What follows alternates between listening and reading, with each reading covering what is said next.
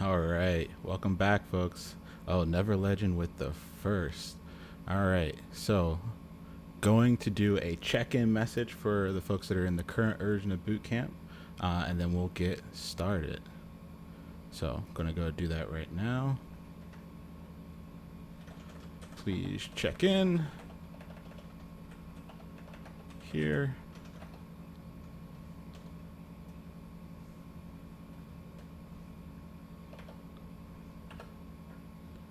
Going to go ahead and put a message in. 1 second, just kind of getting the stream set up, folks. Welcome back, welcome back. All right, the question this evening is, would you rather wrestle a small black bear or a small moose? So go ahead and put your response in the chat. A small black bear or a small moose? What would you rather wrestle? I'm always surprised by these. I always think it's going to go one way, and then it kind of goes the complete opposite. It looks like moose. Ebony said, I'm dying either way, so I'll go moose. So would you rather wrestle a small black bear or a small moose? Miriam says they can be held by the antlers. They're going moose. I love it. Oh yeah, there was that UFC fighter, yeah, that wrestled a small bear as a child. Oh jeez. Small moose, bears have hands. True. Big facts. Big facts, big facts. All right, as we let folks kind of get in here, a couple things that are kind of catch up for today. So go ahead and make sure if you're in the current iteration of the bootcamp that you go ahead and submit your homework on Schoology. Reminder, today is the brownie recipes are due. For those that are new and just finding us on Twitch or somebody sent you this way, we're running a free nonprofit, free coding bootcamp for those affected by the pandemic. During the day, I help run a free nonprofit coding bootcamp called Resilient Coders. And so I've helped hundreds of folks kind of break into tech and start a new career. And this stream is all about just kind of exploring the basics, some HTML, some CSS that we'll be focusing on today, and then seeing if a career change might be for you. So welcome if today's your first day. There are a lot of folks that emailed me over the weekend that said they missed the first two classes, but were able to catch up on YouTube. So welcome back, welcome back. We're just going to give folks a few minutes to kind of get in here. All the alerts go out, and then folks kind of come as they kind of see the messages. So as you're getting comfy, if you want to follow along today, you can do !slides, and that'll give you the link for the live slides link. So the cool thing about the slides is I move through them. If you're following along with the live link, it'll auto go to the next slide for you as well. So it's just way easier to follow along. And if you would like the materials for today, are going to be in our follow along channel on Discord. So you can do !Discord and get those follow along materials. So class 3 materials is a zip folder. Make sure you unzip the zip folder so you have access to all of the materials. Yeah. So if you just do !slides in the chat, you'll get access to the slides. If you do !Discord, you'll get access to our Discord where you can go ahead and grab the zip file and all the materials. Cool. So the question today, as folks are kind of getting in here, is would you rather wrestle a small moose or a small black bear? I'm going to go ahead and switch over to the slides as we kind of get ready. Welcome, everyone. Welcome, welcome, welcome. Never Legend, I got the new PC up. I finally got everything installed. It's working. I still got to get the capture working with the capture card. So I'm still on my laptop, but I'm hoping and praying this is the last stream where I'm on the laptop and we don't have that slightly humming background, which is my aircon, so my computer doesn't overheat. But the computer set up, it has a Threadripper 3960X in it, so the CPU is pretty killer, and we should be able to have a really good stream going forward. So I'm looking forward to that. Tomorrow we're working on that all day, and then we'll have it ready to go for Thursday.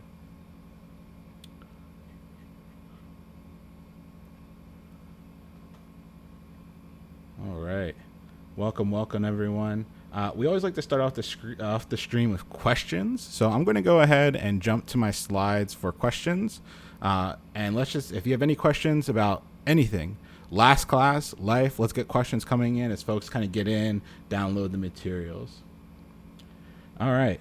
Luck Monkey said, "Hey Leon, since Twitch is such a good medium for code-alongs and screen sharing, would you ever consider doing a live app build as extracurricular once a week?" Yeah, I think once we get through this first run of the boot camp and I kind of get my legs on Twitch a little bit, I definitely have lots of other content I want to do. I want to do longer boot camps. I want to do back-end boot camps. I want to do a full boot camp that takes you from zero to employed. And I would love to do some like code-alongs, which I think are really good for apps. So definitely coming. Oh no, Cookie, your laptop screen cracked. Oh, jeez. Alyssa asked, how do I deal with eye fatigue? So I actually have blue light blocking glasses. Like when I got my glasses from Warby Parker, I got the blue light filtering. Some people say it doesn't work. For me, I feel like I feel a difference.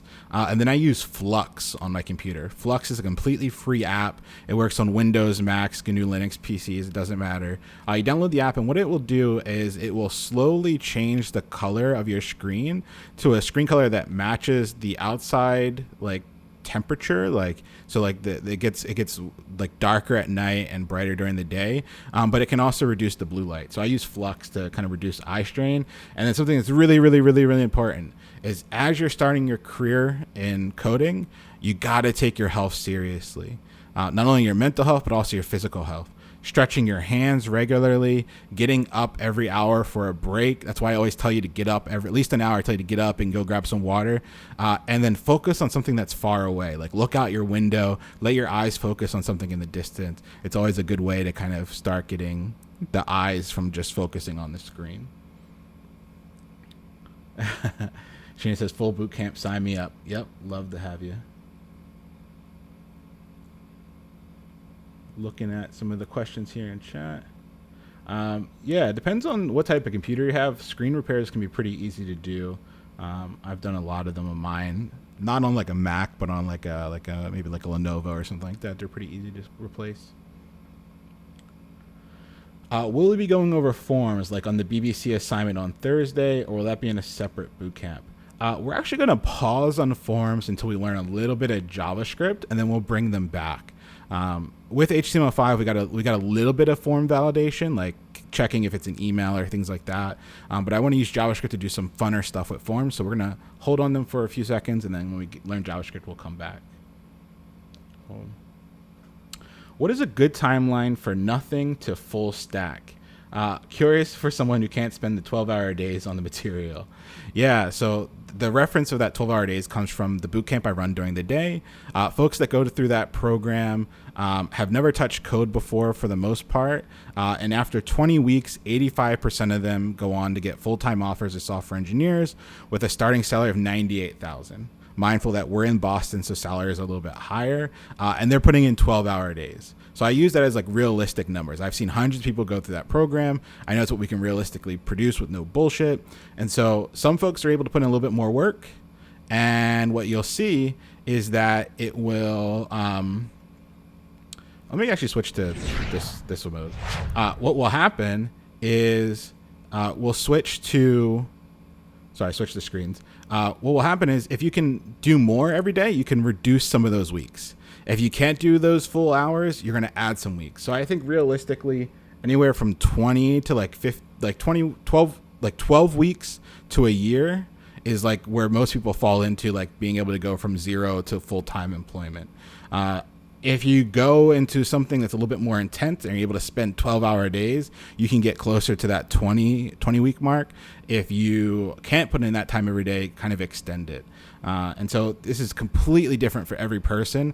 If I give two people 12 hours, one person's gonna be way more efficient in their 12 hours than the other person. And so I think it's a really broad spectrum, but it's something that you kind of find out how fast you're able to go. If you want to, you can always reach out to me on Discord. Happy to talk through like personal plan. If you go to leonnoel.com/book-time, you can grab a 15-minute slot with me. And that's pretty much what a lot of those conversations are. I take like 20 to 30 people every Monday, and we just kind of talk through personal game plans. So if that's something you'd like to do, let's do it. All right.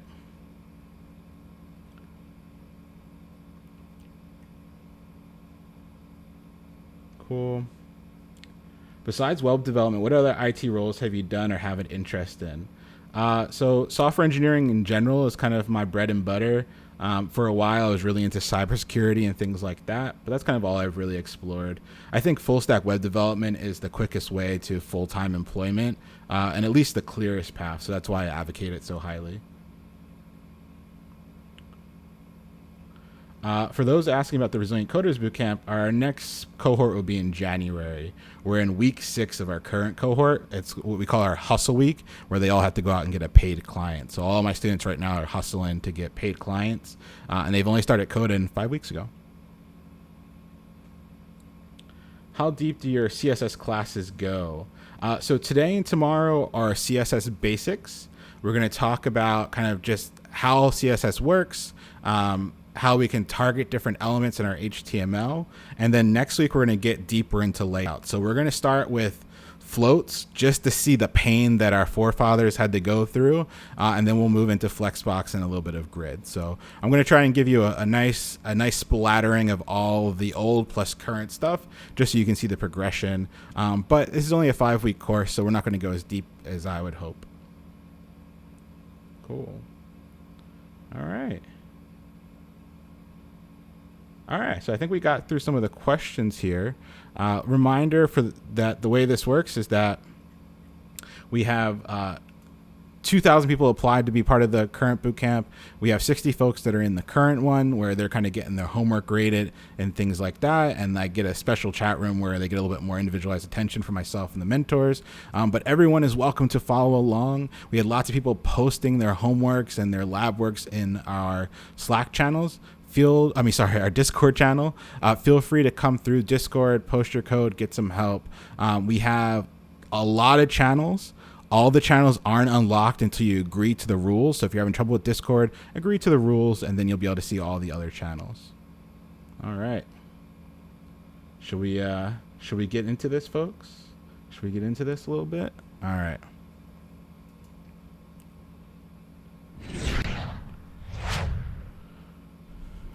All right, so let's talk about the agenda today, folks. We started off with questions like we always do. We're going to take some time just to review some of the core concepts from the last 2 classes. We're going to review the client-server model. We're going to talk a little bit more about progressive enhancement. And then we're going to dive deep into CSS fundamentals. And then 2 of the more advanced concepts that we're going to cover today are parent-child selectors. We're going to hint at classes and IDs, but go into them more deeply on Thursday. And the really big topic for CSS this class will be specificity, what it means, how it works, and how it impacts the sites that you build. And then we have a simple site that we're going to build for a lab. So this class will be a little bit more lecture heavy because we have a lot of material to work through. But there are 2 kind of code along lab portions where we're going to stop and you're going to get your fingers going and coding out some information here, some code here. All right, let's buckle in. Let's go through it.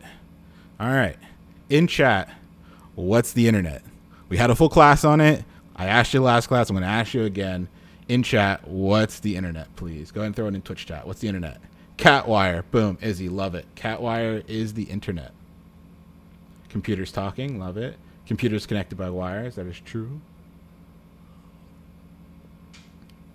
Domino's.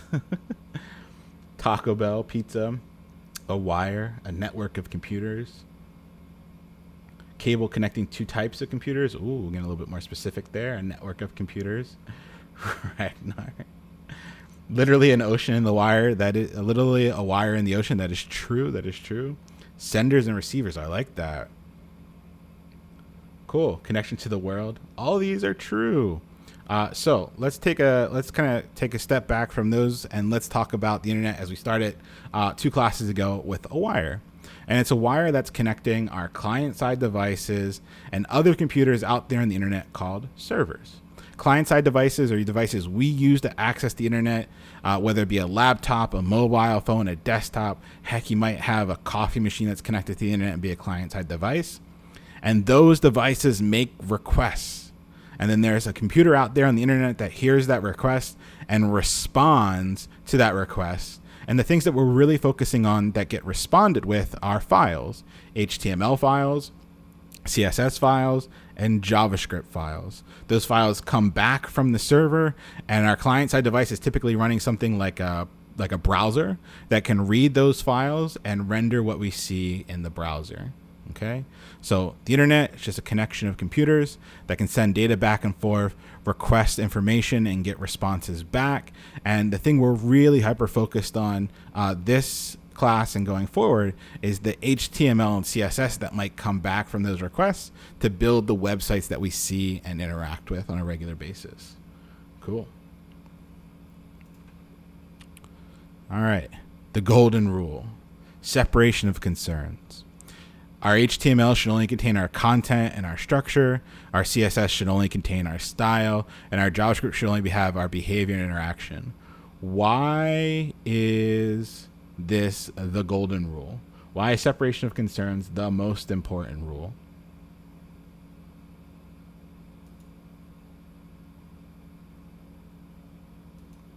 Ooh, clean code, easier to find bugs, true. Easier to fix problems, absolutely. Organization. Yeah, organization is kind of the big thing here, right? If I said, hey, I want you to make something more pink, and you're new to the team, where are you going to go look? I want you to make something pink. Where are you going to go? Yeah, CSS. If I say we have another block of text that we need to add to the website, where are you going to go to add that block of text? HTML, beautiful. And if I say, hey, when I click this button, I want the whole page to flip upside down and rotate, what would that be? JavaScript. Nice, cool. So we can kind of get the idea here that if we're adhering to separation of concerns and we want to fix stuff, whether we're by ourselves or on our team, we're going to know where to go. Right? We're going to know where to go to fix the things that we want to fix. And today that's going to become really important because today we're no longer just dealing with HTML. We're going to add CSS to the mix as well. Okay? And so now we're going to have lots of different things to be keeping track of. And this idea of separation of concerns is really important because it enables you to come back and fix the code that you yourself wrote. Or if you're working on a team, know where to go to fix things as you're all working together. Okay? All right. Let's review one other major topic that we talked about last class, and that was progressive enhancement. Okay, progressive enhancement says the focus here should be our content. If we have really good content, we're in a good place. Then we're going to take that content and we're going to wrap just a small coating of chocolate around that content, which is going to be our presentation or our CSS. Make that content look a little bit better, right? And then we can add a thin candy coating around that chocolate, which will be our JavaScript, which is going to add that behavior and interaction. So we should be super focused on our HTML, adding a little bit more with our CSS, adding a little bit more with our JavaScript. And we should be careful about adding too much JavaScript and adding too much CSS. Why? Mainly more JavaScript, right? Why should we be careful about deviating from content being the main focus here? Yeah, there's some accessibility things that might come up. Loading times, bandwidth. A lot of you are throwing out bandwidth, and that's a really big reason, right? A lot of us are privileged to have high-speed internet access, broadband connections. But if we looked in 2017, there were still 22 million Americans that did not have broadband internet access. So if you're trying to create content for those users, and you're putting too much heaviness in your site with JavaScript or too much anything else, it's going to take too long to download. They're going to leave. They're going to bounce. We literally call that bounce rate, right? And so it's important to make your focus your HTML. We looked at that site that I'm not going to say again, the mother effing website. That was a beautiful website. It was just HTML, right? Cool. Content is king. All right. Let's keep pushing, folks. Quick review of those core concepts from last class. Tonight, let's talk about CSS. We're going to get into the thick of it. We're going to learn the basics tonight. We're going to learn how you use it, why you use it. We're going to do some practice together.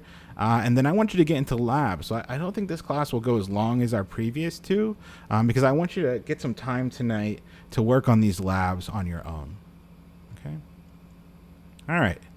Now, we talked a little bit about this last class, but where does our CSS go? Like, I have CSS, I want to style my content, I want to style my HTML.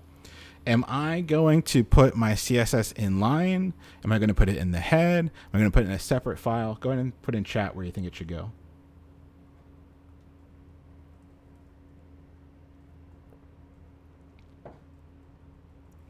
All right, definitely separate files winning out here. And I agree, a separate file is where your CSS should go. Now, can you put CSS in line? Yes. Can you put can you put CSS in the head of your document? Yes. But we should keep it in a separate file. Why? Why are we going to put our CSS in a separate file? Why is it important to put the CSS in a separate file? Boom. Separation of concerns, right? If we're adhering to separation of concerns, right? We're following that golden rule, that best practice. That best practice is we should separate our HTML from our CSS. So there shouldn't be any inline with our HTML. There shouldn't be any CSS in the head, right? Now, where I think some folks are kind of getting a little tripped up here, because I saw a couple people saying the head, is that if we're putting our CSS in a separate file, then we need to link to that file, right? If we're putting our CSS in a separate file, we need to link our HTML to that CSS file. And here's how we do that. In the head of our HTML file, we're going to use this link tag, right? What this link tag says is, hey, leave the HTML file and follow this path. This is where you're going to go to find the CSS, okay? From the HTML file, you're going to leave and go to that place to find the CSS. So what I want to do is I want to build just a simple HTML and CSS site with this link being there. Okay. I just want to build from scratch a simple site that has that link, and I want you to be able to follow along. You don't have to type along with me, but just pay attention to how I'm setting this up and how I'm actually linking the files together. So I have a nice folder structure here. I'm going to create a new folder, and I'm going to call this demo. Okay. And I know it's a little hard to see, but I'm going to drag that demo to my Atom. Like I just have Atom on my doc. And so now Atom went ahead and opened that folder. If you don't have Atom in your doc or something like that, you can also just open up Atom and then do folder open and open that folder. The only reason why I open the folder instead of like just creating a new file is I like this nice tree view I get on the left-hand side. As I start adding files, I'm going to see all those files show up because I've opened the whole folder. Okay. So let me go ahead and start creating my files now. So the first file I'm going to create, I'm going to do file new, and I already have a nice untitled. So I'm just going to do Command S. You could do Control S. It's up to you. I'm going to make sure I'm in the demo folder, and I'm going to label this index.html. I always make my first HTML file index.html. Can you call it other stuff? Yes. But if you're going to host your site, there are some hosting providers that still look for the index.html. So whatever your first HTML file is, you're probably better off in labeling it index.html than anything else. Now, we learned last class, once you save it as an HTML file, there is this lovely little shortcut that you can do. Okay. So we can just do HTML and then hit tab, and it gives me all the starter stuff I need to build out a simple HTML site. So I'm going to save this, and I'm going to do a new file, and I'm going to save this file as my style.css. Okay. Now, sometimes you're going to have multiple CSS files, and if you have multiple CSS files, you're going to want them to all be in a folder. So I'm going to create a new folder here called CSS, and I'm going to save my style.css into that CSS folder. Great. So now in Atom, right? In Atom, I have my style.css and I have my index.html, and I can see them in this lovely tree view. I can see that and I know it's really tiny to see, so I apologize. But there's the index.html and there's the style.css, right? I can see them both in this tree view, so I know that everything's still together. It's close. I'm going to go in my head here. I'm going to type the word link. I'm just going to type the word link, and then I'm going to hit tab. All right. Notice the text editor helped me because I had already saved it as an HTML file, so it knew what to expect. And it said, all right, I did link and I hit tab, and it gave me everything I need for linking my HTML to my CSS. So what I'm going to do here is that this path is incorrect, right? This /CSS /master.css, it's incorrect. It's not the correct link. Remember, we're inside the CSS folder, but we called our file style.css. So I'm going to go ahead and change this to CSS /style.css. Okay. What I'm saying here, when I choose this path, what I am saying is, hey, go into the CSS folder, right? And once you're in the CSS folder, find that file, that style.css file. I don't do / here because I'm staying local.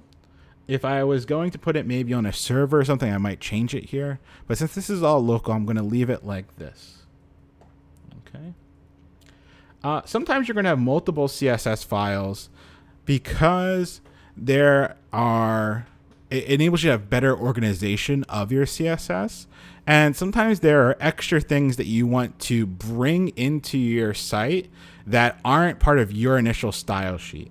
So things like normalize and reset, we'll get to next class. We might have heard of things like bootstrap and things like that come with their own style sheet, but I don't want to mix somebody else's style sheet and my style sheet, so they'd be separate ones. Okay. But for right now, don't worry about extra files. This is just a simple setting up of our HTML file and our CSS file. So now they should be linked. And so we can test this. Let's go ahead and do an H1. Hello, Twitch. Right? Hello, Twitch. Let's go ahead and save this. Right? And let's go to our CSS file and let's write a rule. Don't worry, we're going to cover how to do rules. I just want to make sure that this is all working. I'm going to say color red, and I'm going to save it. And then I'm going to go back to my index.html, open it in the browser, and we get the red hello Twitch. So I know that it is working. My CSS is connected to my HTML. So as I move on, I know it's going to be working. So just a quick recap. Since this is saved as an HTML file, I was able to come here and do link, hit tab, and it gave me the link to connect my CSS and my HTML. And then I just changed the path here. Now, you don't have to worry about this right now. I'm going to give you a template that has all these connections and everything already. But I just wanted to show you from scratch, since we were talking about having the CSS and the HTML being separate files, that yes, they are separate files. Here's my CSS file. Here's my HTML file. And then I connect them with a link tag. Cool.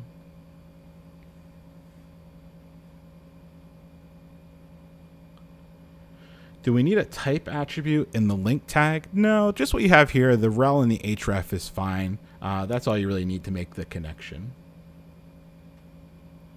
Does Atom have a good plugin for splitting the space to see HTML and CSS side by side?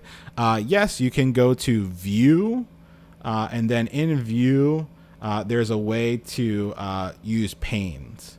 So you go to View, Panes, and then you can split the panes however you want. I know I'm going against the grain here. I don't like split views. I like to just tab between the two files.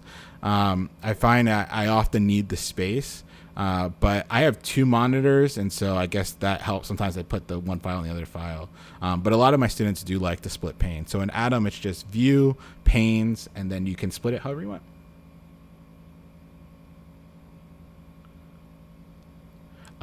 Cookie, don't worry about being a little discombobulated right now. I just wanted to show you that we can connect the HTML to our CSS. That's all I was trying to show here. I didn't need you to code along. I just wanted to show you that the index.html and the CSS file were separate files, and that we're going to connect them via a link tag. So don't worry, we're going to have plenty of time for lab, and you can jump into it then.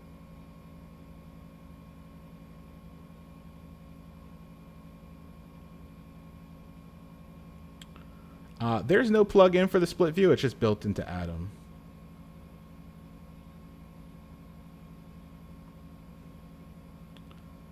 I'm sure you can drag the tab. I just don't use it. Cool.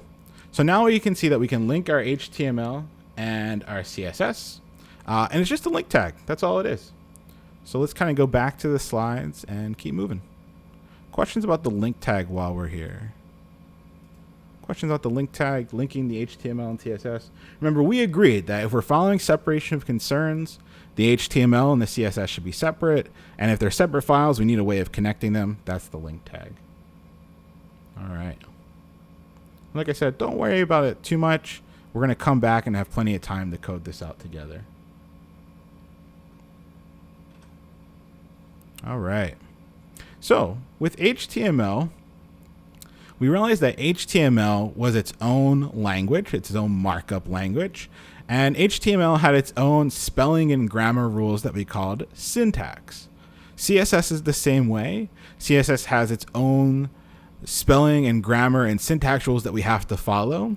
And if we don't follow them, our styles might not render in the browser. We might not be able to change the colors of things. We might not change the positioning of things. So we have to follow these rules if we want our CSS to work. Okay. Now, it's completely different than HTML. HTML had opening and closing tags. CSS is a completely different syntax. We have what are called rules, and rules are broken down into a couple key pieces. And so we're going to work through the pieces together, but the slides have really good step-by-step of each of these. So when you're done today's lecture, come back to the slides and read the descriptions in case you're having trouble remembering the terminology for each of these. Okay. So the entire thing here is called a rule. So when you're writing CSS, right? When you're writing CSS, you are writing rules. A rule is broken down into two key pieces: the selector and the declaration block. I'm going to throw a lot of vocabulary at you here, folks. Don't worry. We're going to go through it step by step. So the whole rule is broken down into a selector and a declaration block. And then that declaration block is broken down into declarations. And declarations are broken down into properties and values. Okay. So the whole thing is a rule. So when we're writing CSS, we write rules.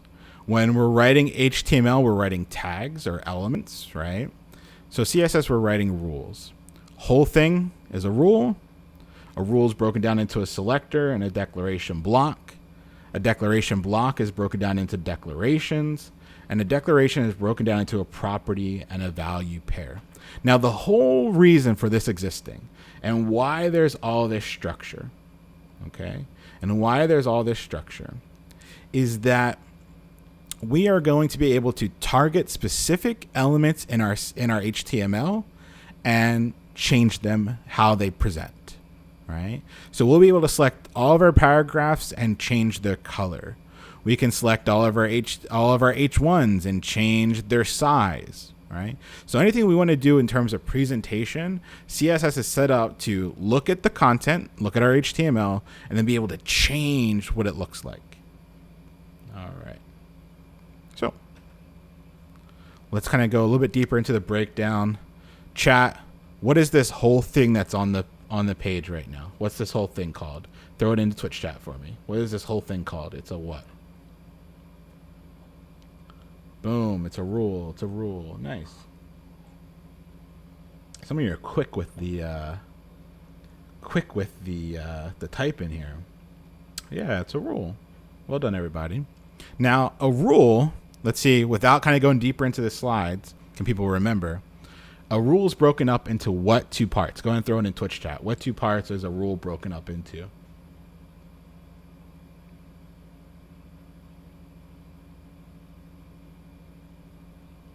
All right.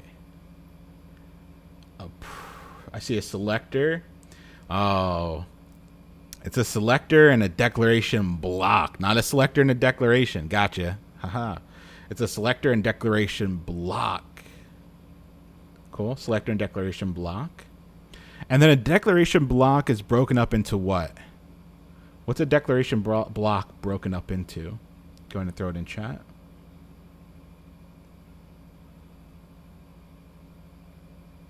Yeah. Some people are skipping.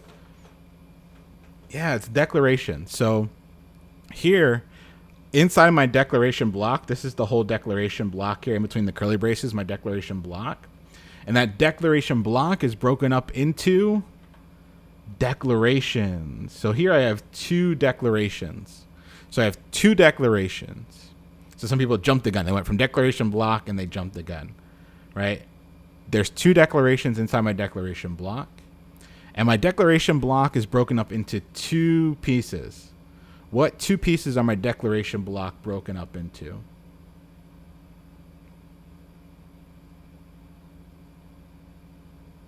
Yeah, property and values.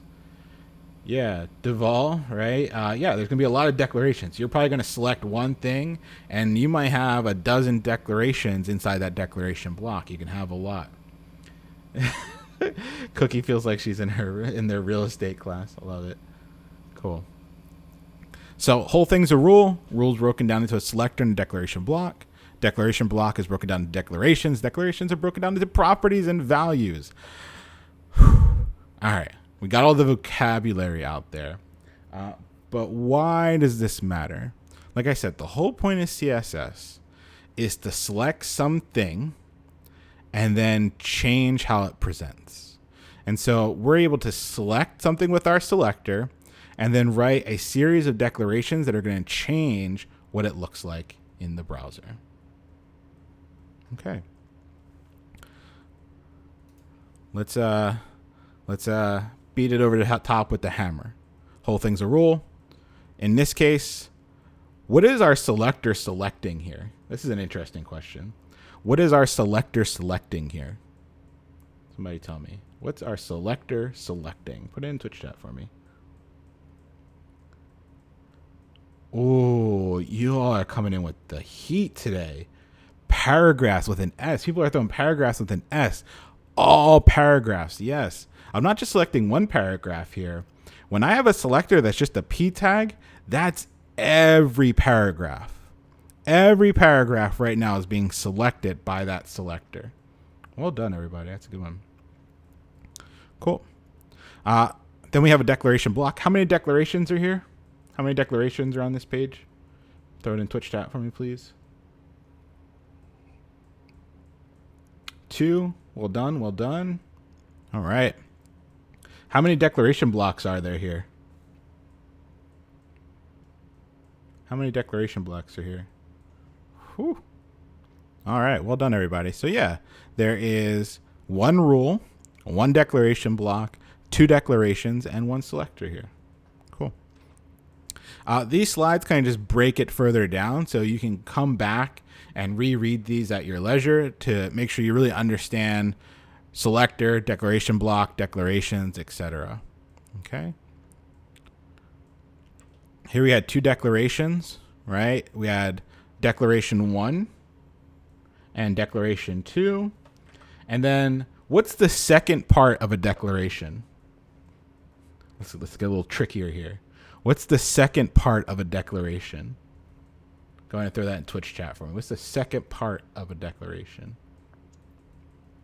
Yeah, look at y'all coming through. Value, correct. The second part would be value, and value is the second part. Then the first part is property.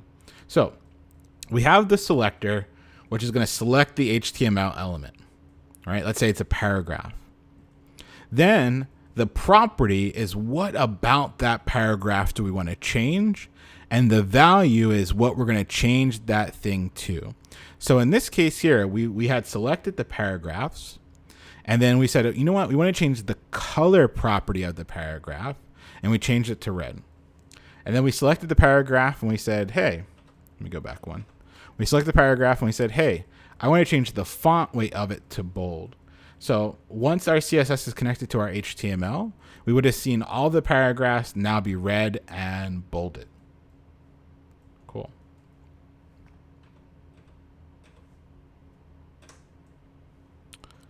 What's on the screen, folks? One last time. Let's run through it. I know I'm beating a dead horse here, but one last time, what's on the screen? What's inside this code here?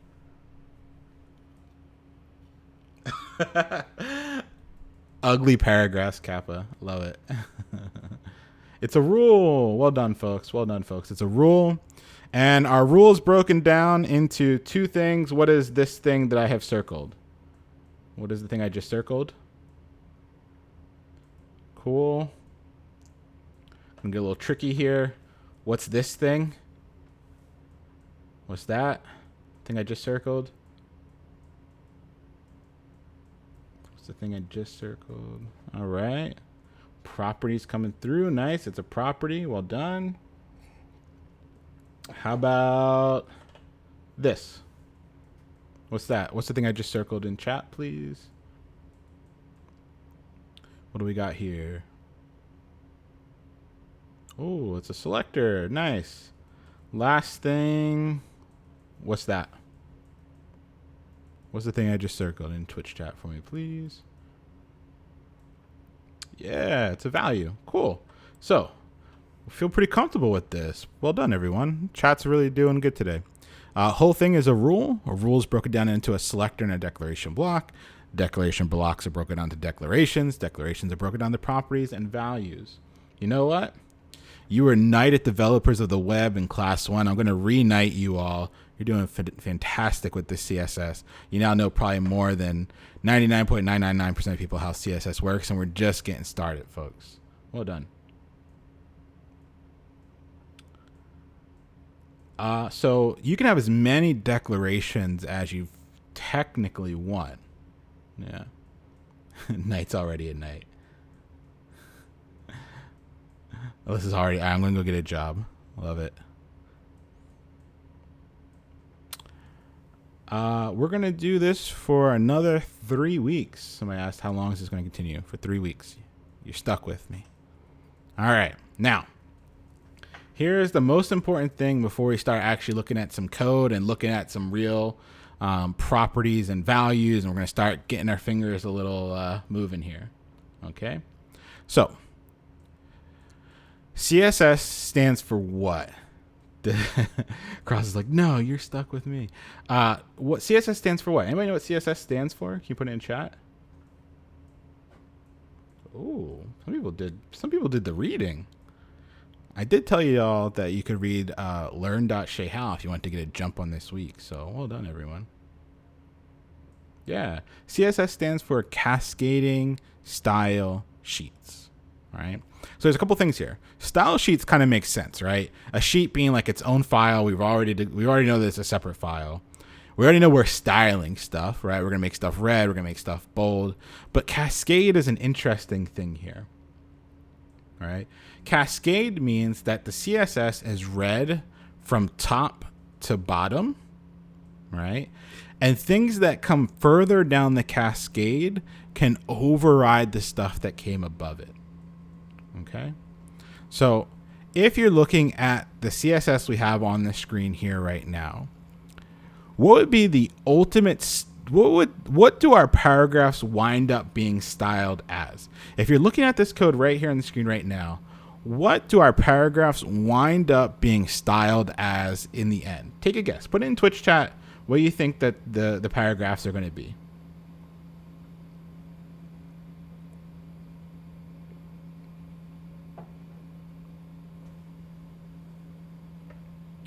Yeah, there we go. It's going to be blue and bold. So let's go ahead and read from top to bottom, okay? So if we look, we select the paragraph, And the paragraph is originally red and bolded. Okay? But as we move down the cascade, as we cascade, think of like a waterfall. As we go down the waterfall, as we cascade down the waterfall, something changes about all the paragraphs. All the paragraphs are now blue. We didn't lose the bolding because there was nothing that overrid the boldness. So we just changed the color from red to blue. So in the end, all of our paragraphs are going to be blue and bold. Okay? Blue and bold. Right? Because we went further down the cascade. Right? Went big, blue, bold, and beautiful, Vince. Love it. As we went further down the cascade, things went from red to blue, and they retained boldness. All right. We're going to get into specificity later on and how we can target specific paragraphs over an other. So kind of hold on. That's what we're going to get to by the end of class today is like, what if I want to make some paragraphs red and some paragraphs blue? Right? We'll get there. All right. One last time. Come on, this is an interactive class. Come with me. Why might we want to put our CSS in a separate file? Why would we put our CSS in a separate file? Yeah, you want to adhere to separation of concerns. Yep. So you don't yell us at a party. Yeah, Izzy, if I see you at a meetup and you're not filing separation of concerns, we're going to have some words for sure. Yeah, organization and separation of concerns. Well done. Yeah. So some folks asked, why might this exist? Why might we have like red and then blue? Well, we're going to start using the cascade to our advantage. We might have some paragraphs we want red and some paragraphs that we might want blue. And so we're going to use that cascade to our advantage as we get later on in the class. So don't worry, it's kind of more of a demonstration. We'll get into the meat of it as we continue. All right. What I want to do is we've been going for almost 50 minutes. So what I want to do is I want to learn some simple styles and then take a break. And we're going to move right into a lab. Okay. So we're going to learn some simple styles. We'll take a quick 2-minute break. I'll answer questions while we're taking the break. And then we're going to come back and do a lab where you're going to start typing. Okay. You're going to start coding on your own. All right. So here's some basic colors. If I want to style my content and give it a color, there's 4 main ways of doing color with CSS. K-Dodge, we're going to go for about 2 hours today for lecture and lab, and try to keep it around there. So here we have 4 different ways of doing color with CSS. We can use color keywords. We can use hexadecimal values. We can use RGBA values, and we can use HSLA values. I am going to talk through each one. And the reading I was talking about is this learn.shayhow. I'm going to go ahead and put it into chat. I keep seeing people ask, so I'm going to throw it in chat real quick before we jump into these colors. But yeah, that's the reading. And it'll be reading that'll be due for Thursday as well. So in the slides, at the end of the slides, there's also these readings. Cool. So built into CSS are color keywords. I can say red, I can say blue, and it will give me red and blue. And so when I'm prototyping, I'm just trying to build a site fast, and I'm not working with a designer. I'm not being picky. I just want to get it done. I use color keywords. Why might I not want to use color keywords when styling something with CSS? Why might I use something else or something different to get my color keywords?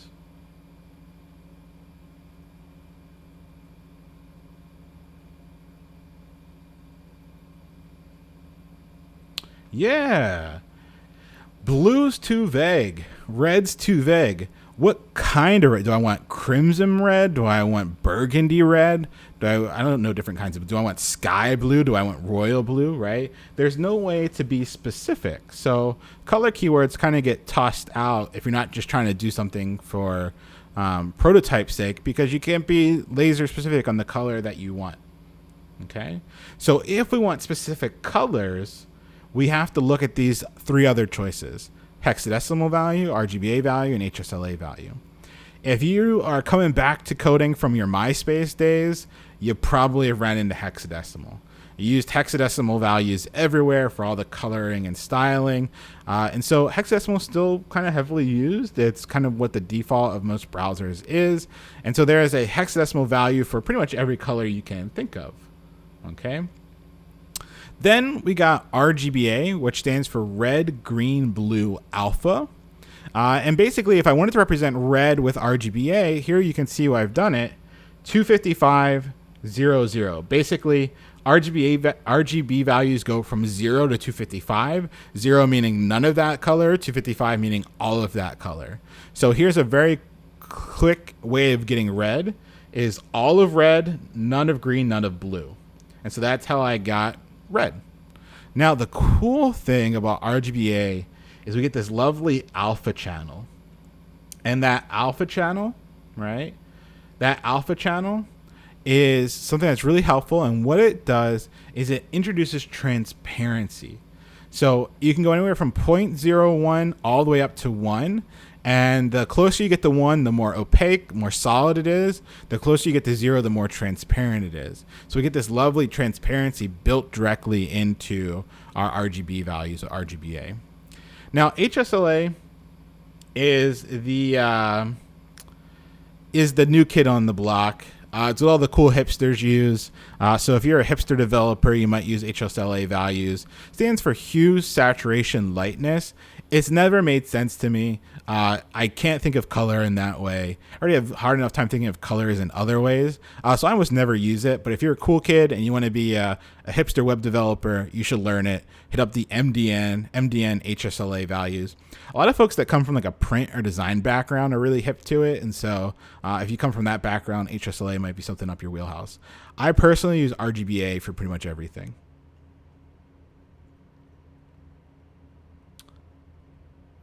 Yeah, so those are kind of the four different ways of doing color.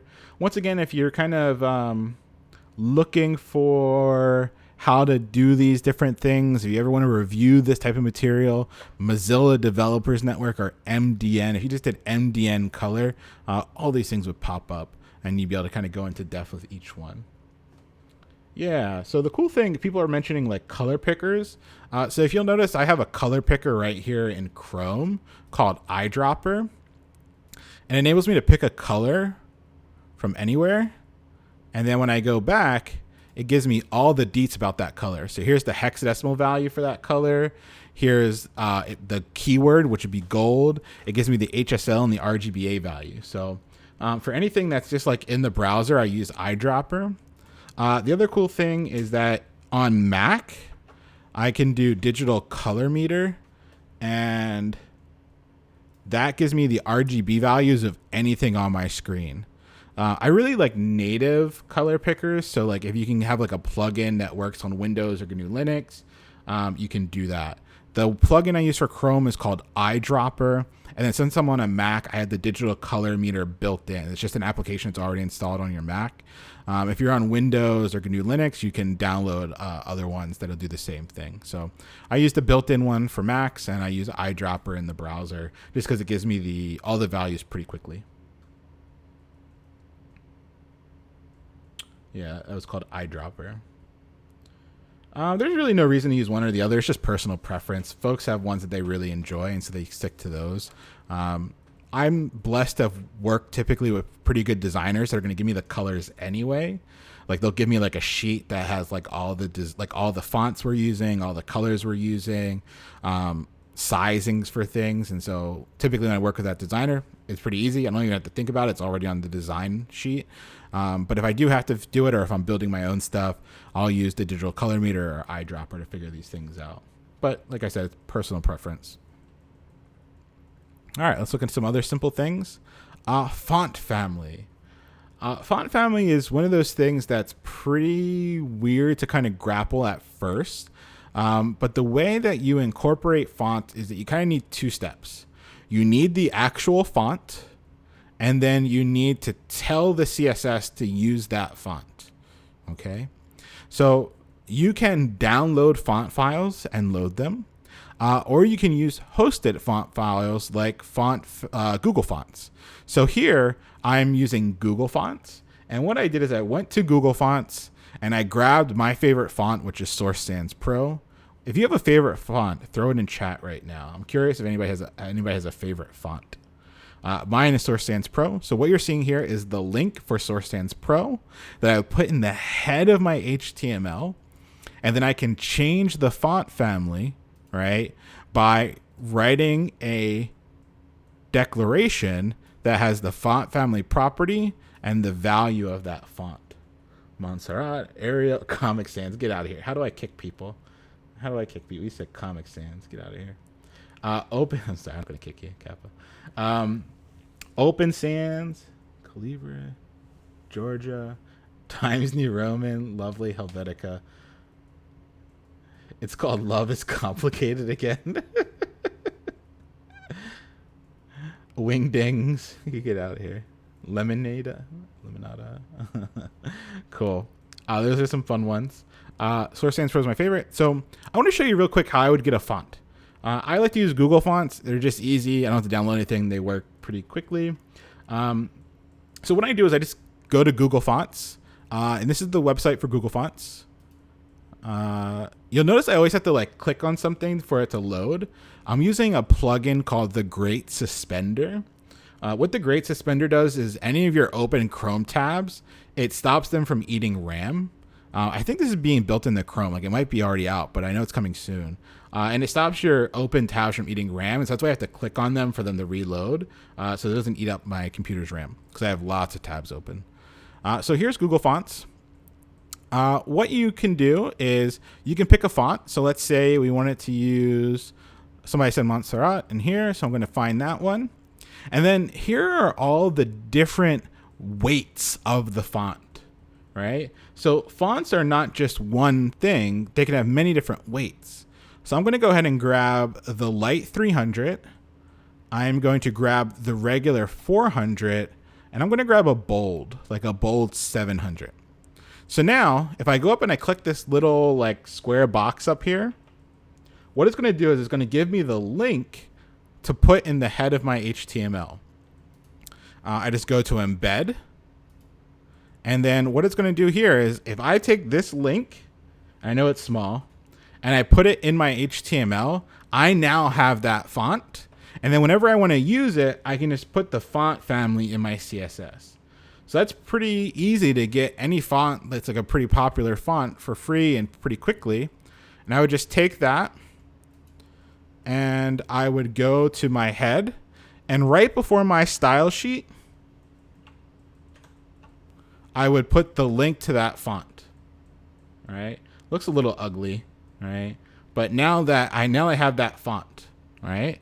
I have that font, and now I can come to my H1 and I can say font family, and I actually don't know how to spell it. So I'm going to come back here and I'm just going to grab this. And boop, I'm going to pop it in. So there we go. Let me get rid of font family again. So pretty quickly, right? That was a few steps, a few steps.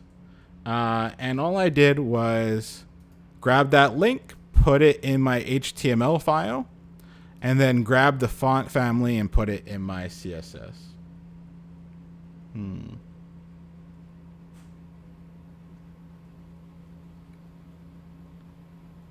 Huh.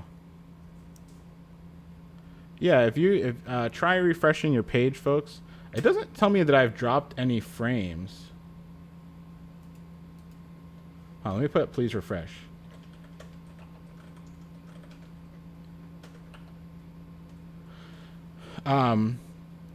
Yeah, I think that's weird. So here's the thing. I did a lot of Googling on it. Like sometimes it's my end because my computer is overheating a little bit, but I think I kind of figured those things out. The problem is that I'm not an affiliate or a partner yet. And so I don't have control over like how like I don't have control over like the default resolution that you all experience. I think I'm like super close to affiliate. Like I think like at the end of the stream I'll have affiliate, and then I'll be able to hopefully control like the output resolution so that we don't have weird like refreshing issues. So I apologize if that's happening. I didn't see any drop frames on my end, so if it's freezing, please just refresh on your end. I think it might have been a Twitch thing, but I'm paying attention to it, and I'll make sure that hopefully I hit affiliate this stream. So go ahead and follow so I can hit affiliate, and then I think I'll be able to have better control of my output that you all experience, so it doesn't like chug. Yeah. Cool. Yeah, the plugin I use to stop eating the RAM is called shit, I actually forget off the top of my head. What is this called? The Great Suspender, sorry. I forgot for a second. It's called the Great Suspender. And the cool thing is you can like suspend all your tabs, just your current tab. Yeah. Yeah, folks are asking to walk through the Google fonts again. Yeah, I'll walk through it again just because I think it froze on some folks. Yeah. So the Chrome eating tab, it was called the Great Suspender, but let's work through doing a font. So all I did is I went to Google Fonts. Let me go ahead and put that link in chat.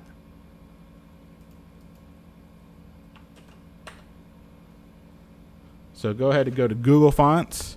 And then what you can do is you can, once you're at Google Fonts, find a font that you like. Let's go ahead and pick one here. Ooh, Poppins. I love it. The guy on my college rugby team was named Poppins. If you're watching, I miss you. Poppins. So let me go ahead and grab the light 300. Let's go ahead and do bold 700, and I'm going to grab the regular 400 because I'm grabbing the font, but I also need the weights for those fonts. And so that's what I'm doing here is I'm grabbing the weights for those fonts. I'm just clicking select this style. And then when I'm done and I've grabbed all of the fonts, I'm going to go up to this square box up here, and I can click embed. And here's the link I'm going to put in the top of my HTML file. And then here's what I can put in my CSS. So it gives you both. It's really easy. It's really quick. And then if we go back and look at my HTML, here's the font family in my CSS. And then here's the link in my HTML. And I put it before my style sheet. And the reason I put it before my style sheet, right? All right. The reason why this font becomes before my style sheet is because the style sheet needs access to that font. So it's going to cascade. The font will cascade into the style sheet that I've linked, right? So you want to put it before your style sheet so you have access to it. The cascade goes between files too.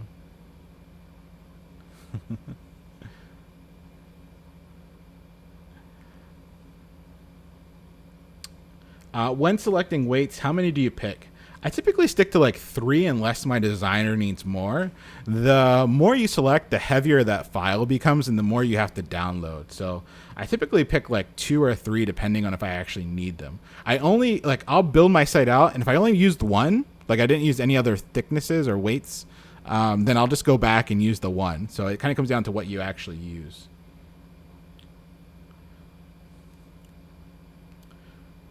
Shout out Jack Harlow. What's Poppin' remix with Lil Wayne. It's one of the best remixes this year. We needed it in 2020.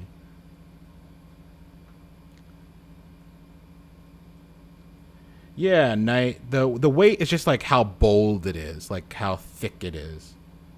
Yeah, that's all the weight means. Yeah. There are a lot of other things that today's the basics, right, folks? There are things like import. There are things that are going to make it easier.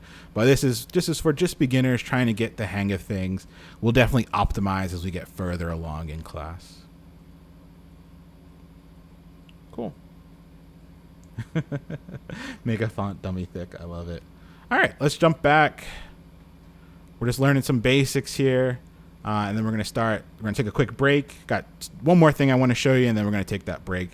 And that's font weight. And so here I selected the font weight of 700. So I can actually go ahead and put a font weight of 700 in my CSS if I want, right? So it just makes it bolder. Now, all these three things, color, font family, font weight, what you're going to notice is that there are some other syntax rules here, right? There are some syntax rules here that you have to follow. Your declaration block must open and close with curly braces. It's very important that you do not forget your curly braces.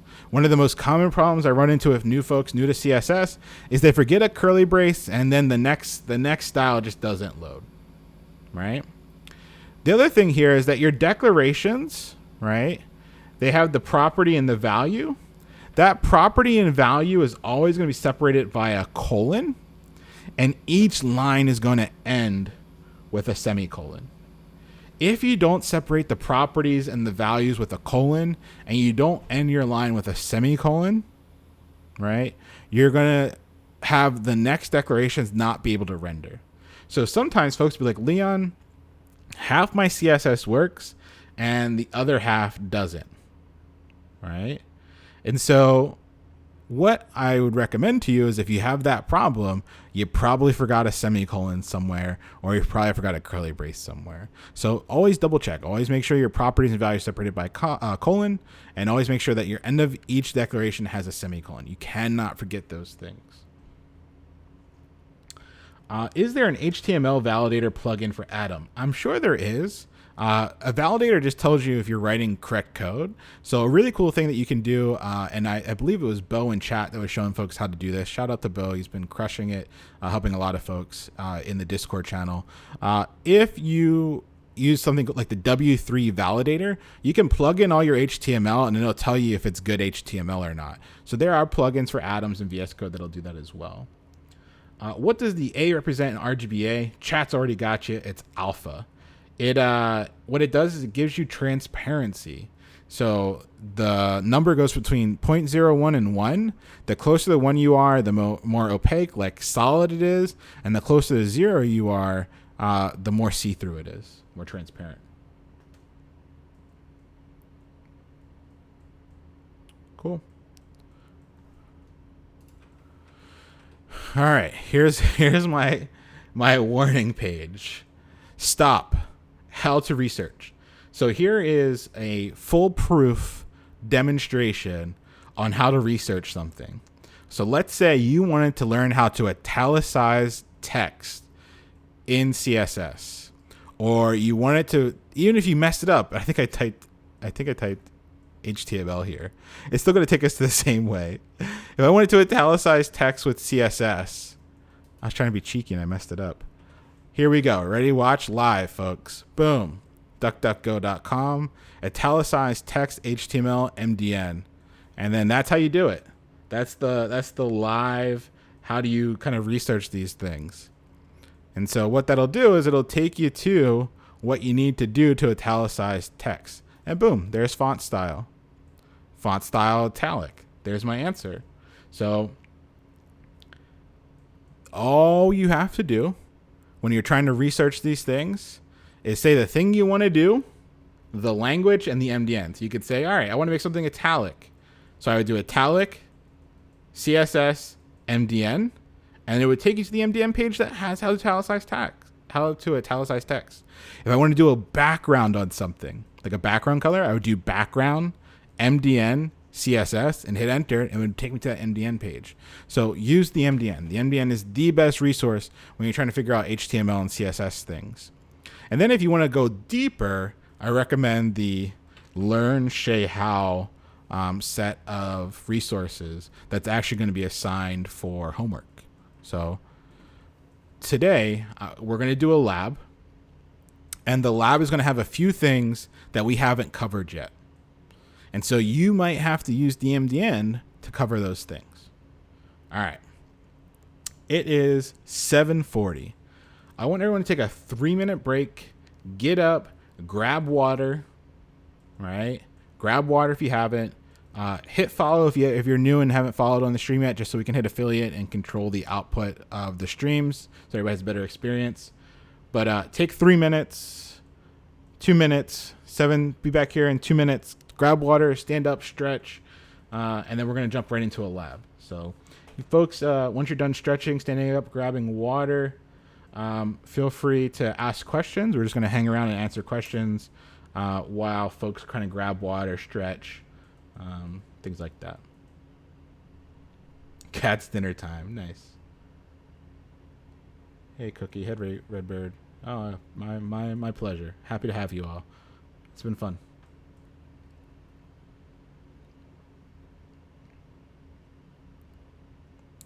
Yeah, there is a way to do that, Knight. So Knight's asking how to only have results from the MDN. I believe it's site:/MDN.com or .org, whatever MDN is. And I think that will only give you results from the MDN. But the MDN is so prolific that it's going to show up in the top of your results anyway if you include the MDN keyword. Yeah, how to connect HTML to CSS. Sheen, I can do that while we're waiting for folks. Remember, take a break now. We're not going to cover anything new. Go ahead and grab your water. So what I did is I include this link tag, right? So in my HTML, I include that link tag. That link tag, right? This link tag is what's going to connect my HTML file that we're looking at to this style sheet that we have here. So what I'm saying is, hey, go into my CSS folder and find the style.css. So if you look, here's my index.html. I'm going into the CSS folder, and here's the style.css. That's all you need to do to link your HTML to your CSS. Leon, can you? I can't tell if you're. You got to throw kappa on that if you're joking. Leon, can you repeat the research process, please? I hope that's kappa.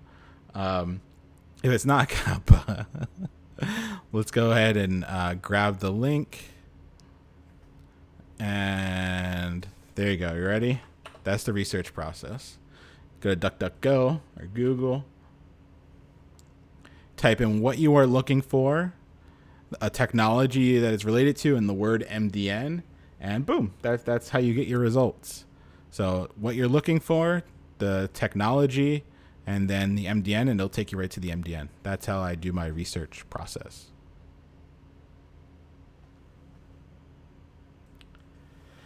I think I'm going to stay on stream while folks are working on the lab. The first lab is pretty quick. Like, I think it'll take maybe folks like 10 minutes. I haven't done my research on if I'm allowed to play music yet. Or how I play music. My thing is I wouldn't want this video to be taken down because there are a lot of folks that are like following along through the YouTube recordings. So I'm afraid of playing music and it getting taken down. So I'm going to research that. Hopefully in the future we'll have some bops.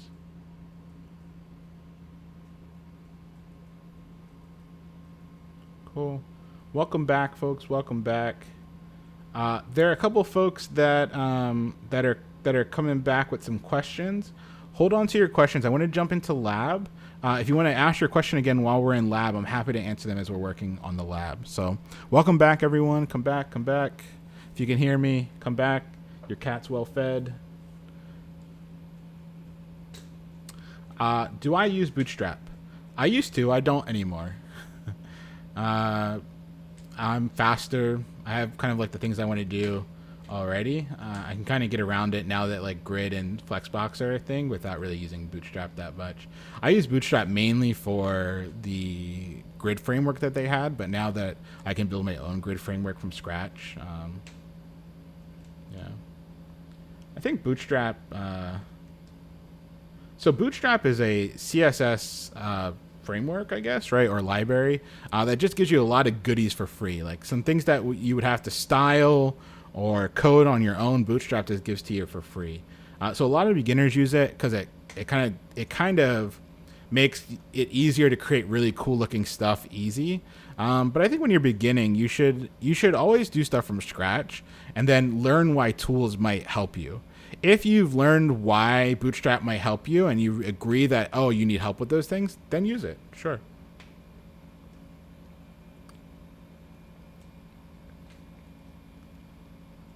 So I have a snippets library, like a bunch of code that I reuse all the time that I've written from scratch on my own. So I have my own like nav bar that I reuse, stuff like that. So a lot of the goodies I would get from Bootstrap, I've already coded on my own and I don't need to incorporate them. I'm by far like not a Bootstrap hater. I've spun up many websites with Bootstrap. I just kind of don't use it that much anymore. Cool. All right, let's jump into lab, folks. Now that folks are back, let's code some basic CSS. So in the starter code, right?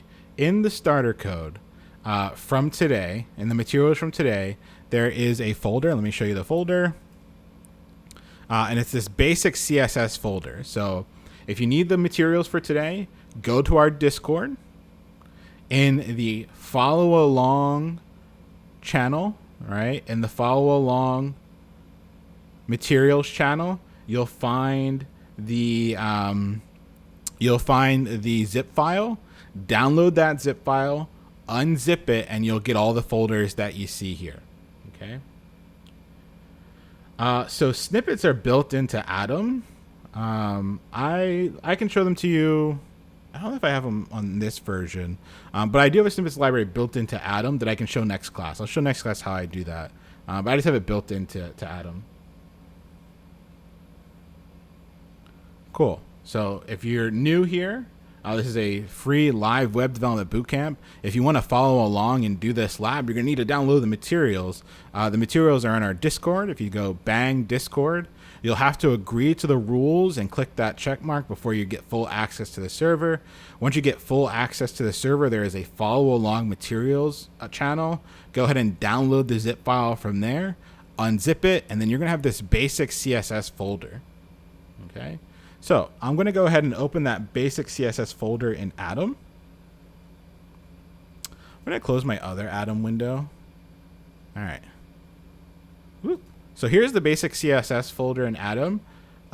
If you notice, the HTML file is already created and the CSS file is already linked.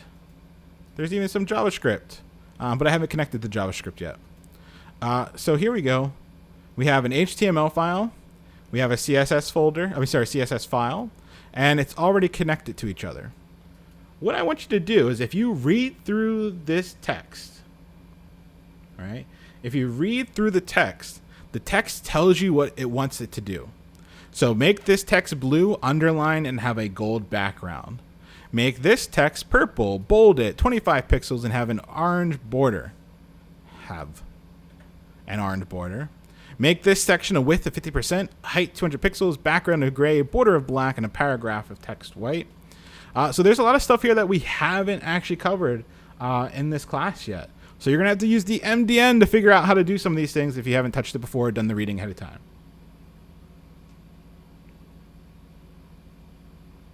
So go ahead. We're going to take about 10 minutes or so for folks to work on this lab. I need like a screen that says like we're working on lab or something. I think I'll work on that. But go ahead. We're going to take 10 minutes for folks to dive into this, and then we're going to start doing it together. So these 10 minutes are lab time. Please open up this folder. Open it in Atom. Right? The folder is the basic CSS folder. Open that whole folder in Atom and start writing some CSS. All right? I'm going to look into the music thing. I think we need music for lab, so I'll look into that tonight. I was just kind of afraid of the copyright stuff. So I'll find some copyright-free music, and we'll play that during stream. Cool. All right, go ahead to lab. You're going to hear me kind of just gently talking in the background. While folks are working on lab, I'm going to just answer questions. I'm going to kind of keep it going, but take 10 minutes. I'm sure there's like a timer that I could throw in here. Maybe there is. Take 10 minutes. Go ahead, work on this lab. I'm going to put it at the top here just so folks see it. Whoop.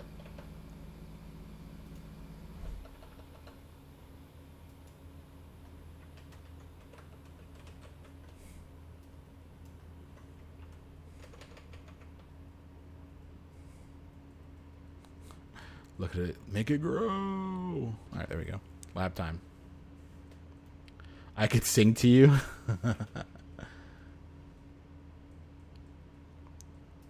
All All right, so while folks are working on the lab, we're going to go until 8 o'clock. 8 p.m. We're going to go until 8 p.m. for lab, 8 p.m. EST.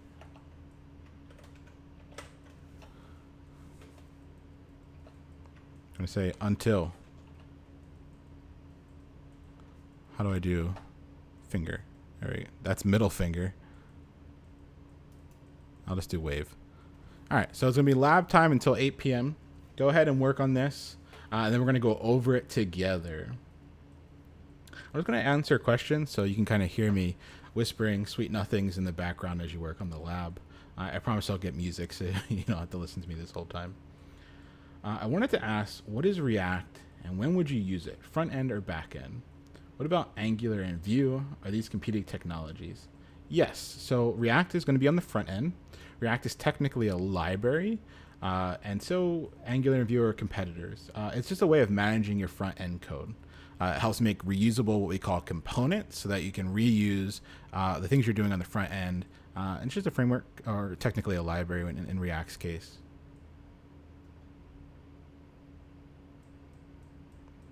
Chell, if you go to the, are you in the channel? So Chell, if you're in the Discord channel, and you've agreed to the rules, you have to agree to the rules to get full access to the channel. Once you have full access to the channel, there's a follow along materials channel that you can check out. So go to that follow along materials channel in the Learn with Leon section. And at the very end, there should be today's starter code. It's just a zip file. So can you see the Learn with Leon section in the follow along materials?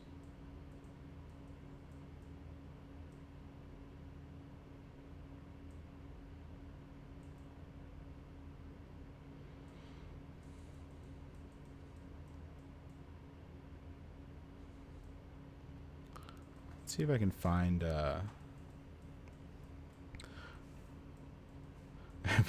I'm tempted to just kind of like open up my phone and start playing like music on my phone.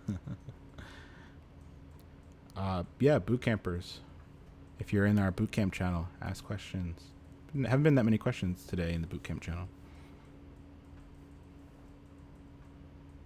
Shout out Ryan and Ellie in the channel today. Ryan, other Ryans in the channel today too.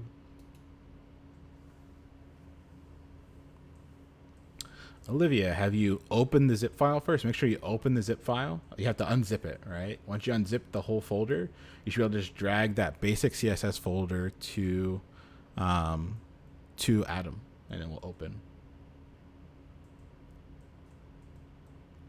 Miriam, what are you lost on the MDN? What do you need help with?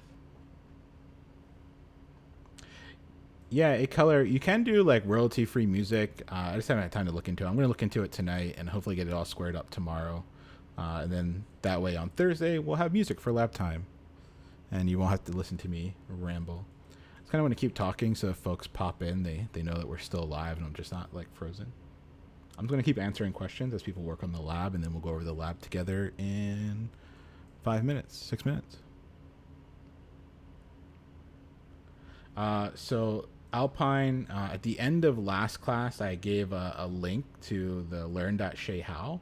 I can put that link back in. It's actually at the end of these slides too. So it's just a really good introduction to HTML and CSS. He really breaks down the basics in like a really good way. So yeah.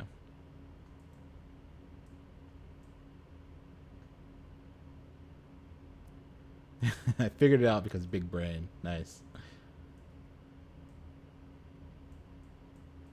Ooh, I'm a big fan of the lo-fi hip hop channel, Chilled Cow. I always have that in the background. If I can find one of those that is royalty free, oh, watch out. If you know of any royalty free like lo-fi stuff that I can play in the background, please share it with me. Skyrim soundtrack for study music, that's a good one.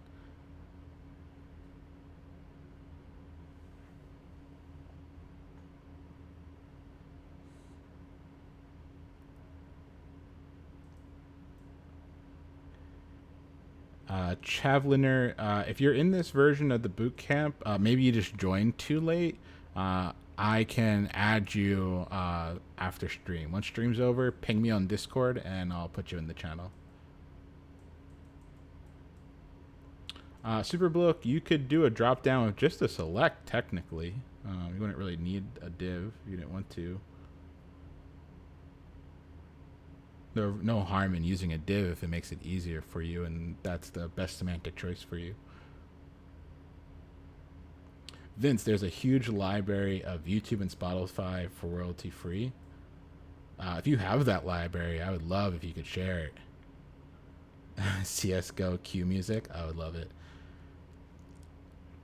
I've been playing a lot of CSGO lately. I was surfing all day over the weekend.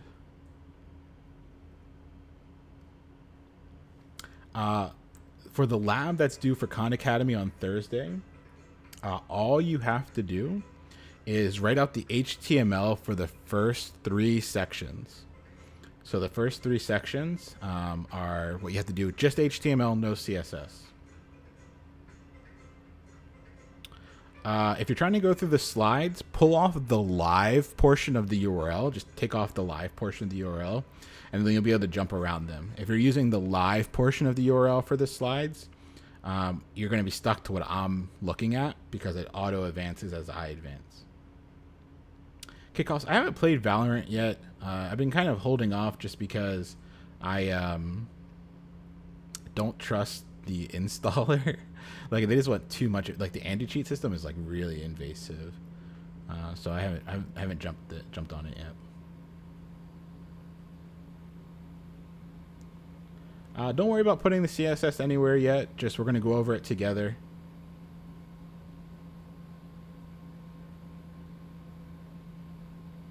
And same thing for the BBC homework. Yeah, there was no CSS needed for that one. So you're all good.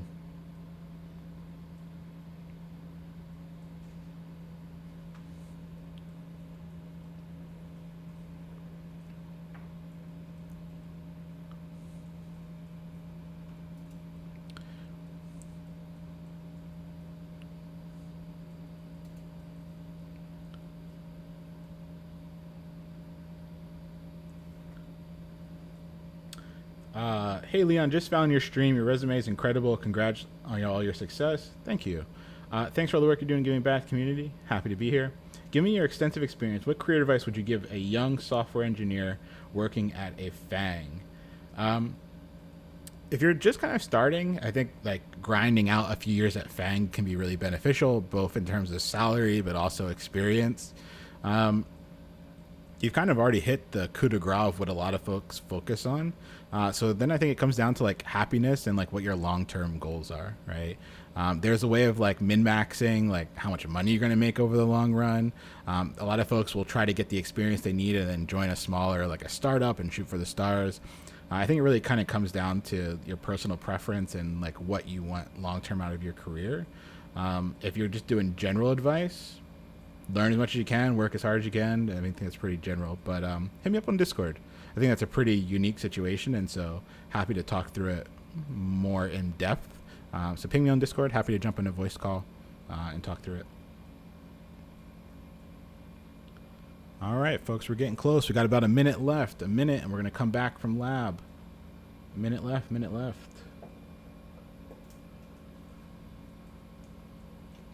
All right, come back, about a minute. We're going to get done lab. I saw new folks, couple new folks just joined. Welcome. We're doing a free web development bootcamp. We're learning the basics of HTML, CSS, and a little bit of JavaScript. The first cohort that's going through it were individuals affected by the pandemic as a way of helping them make a career change or explore a new career path. But you can follow along too. If you want to follow along, you can join our Discord to get the materials and do ! Discord to get access to the Discord, or ! Slides and chat to get access to the slides. All right, pal, I'll keep an eye out for your message on Discord. All right, welcome back. Come back, folks, come back. Lab time's over. Let's go over this together. Welcome back. All right, gotta bring my screen back. Get rid of this. All right. Young and Fox, holy snap, I think I've done it all. Woo! Miriam finished too. Well done. Congrats. Somebody's asking about the next Resilient Coders cohort in January. We're not 100% sure on the hackathon dates yet, but probably in December. Yeah. All right. Welcome back, everyone. Welcome back. Welcome back. Welcome back. Congrats on folks that got through it. Congrats if you just got one thing to work. That's a big step too. So let's go ahead and work through this together. And I'm going to make this a little bit smaller so it's all on one line. All right. So here we go. We want to make the H1. All right. We're going to make the H1 blue, underlined, and have a gold background. So we're going to select our H1, right? And then we're going to say color, blue. We're going to say text, decoration, underline. And notice how I'm letting the text editor help me here, right? As soon as I start typing stuff, since it's already saved as a CSS file, it's going to help you. Look at everybody. I'm so proud of all y'all getting stuff done. Look at you.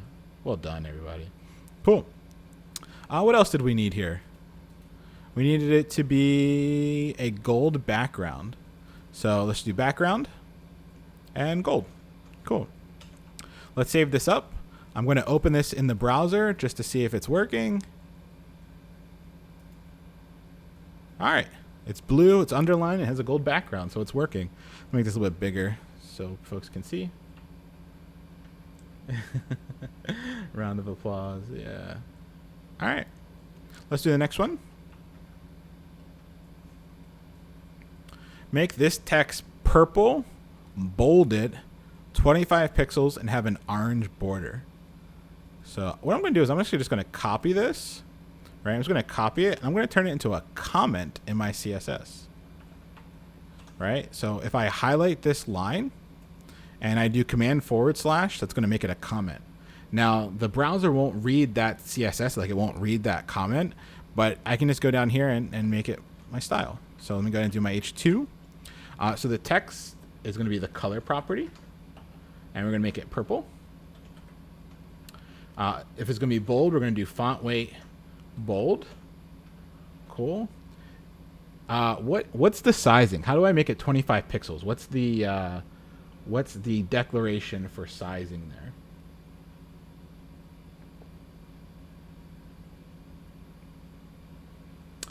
Bugaboo, with CSS3, we don't need the hyphenated background stuff anymore. You can just use background, and it's just a shortcut. Yeah, font size. Let's do font size. So font size, let's do 25. Ooh, 25 pixels. Cool. And then an orange border. So here's the cool thing about border. With CSS3, we get a shortcut for border. It's 3 things separated by a space. So I'm going to do 3 pixels, solid, orange. That was the magic there. So what that'll do is it's going to give it a 3 pixel on each side border. So let's go ahead and save it. Let's go back to my browser. Let me refresh. Remember, you have to refresh to see these changes. Boom. All right. We have an orange border. We have some text that is bolded, and it's 25. Oh, did we bold it? I don't think we bolded it, did we? I forget. Oh, we did, yeah. And 25 pixels. Do I use M and Rems? Yes, I do. We'll get to that when we get to responsiveness and we get to layout. So hold on for that for now. We're just trying to learn the basics here, but we definitely will get to Rems and Ms later.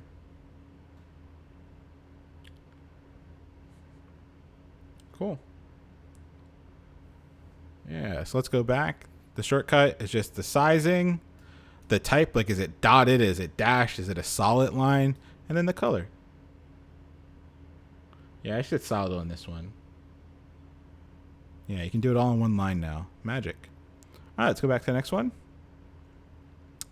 I'm going to do the same thing. I'm just going to copy the code here, like the text. I'm going to come back to my CSS, and I'm going to paste it. And then what I'm going to do is I'm just going to highlight the line, and I'm going to do command /. The cool thing about Atom is if you highlight any text and you do command /, either in your HTML, your CSS, or your JavaScript, it creates that lovely comment. Remember, comments are not read by the browser. It's just for you as the developer. All right, so we're going to select the section. Notice how I always open and close the curly braces. It kind of helps you with that, but I'm always going to make sure I don't miss anything. Then I'm going to go ahead and do, let's go ahead and do the width first. So width, it's going to do it in order. It's going to be 50%. And all we're going to do is do 50%, and then we'll do the height. Let's do 200 pixels. Let's go ahead and do background. Make sure I'm not in the way. And I'm going to do gray. And then the last thing was a border. And we're going to do the same thing. Let's do 2 pixels this time, solid and black. Cool. So that's the section. Let's make sure the section's actually showing up. Don't worry, I'll come back and focus on this for a little bit. There we go. It's 50% of the page. It's 200 pixels tall. Background of gray. Cool.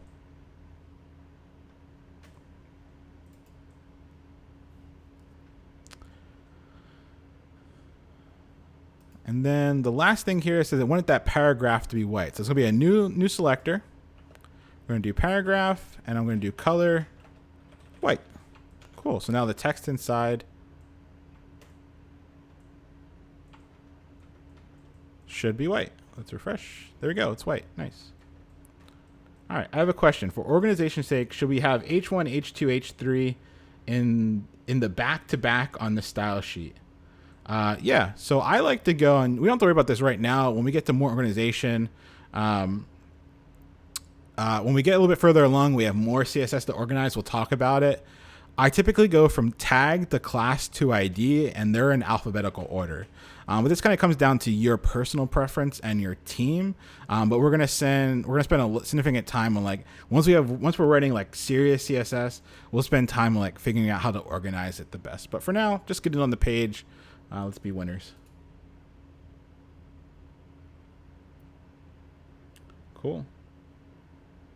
Last avatar. Are there different types of comments? Yes. The way you comment stuff in HTML is different than the way you comment stuff in CSS, and it's different than the way you comment stuff in JavaScript.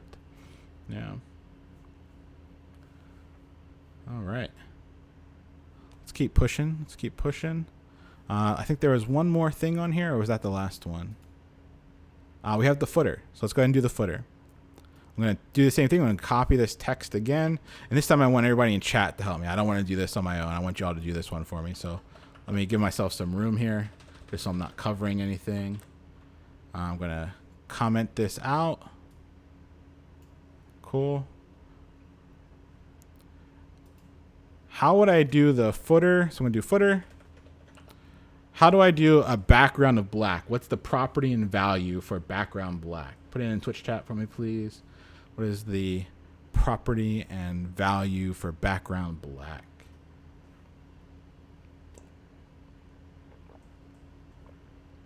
Cool. Background black. There we go. The hyphenated background color with CSS3, you don't really have to do that anymore.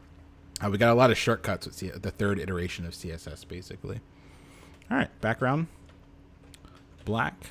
Cool. Oh, this is the hard one. This is the tricky one. What is the property value pair for the light green border? What did you all do? Light green border, property value pair. What did you all do?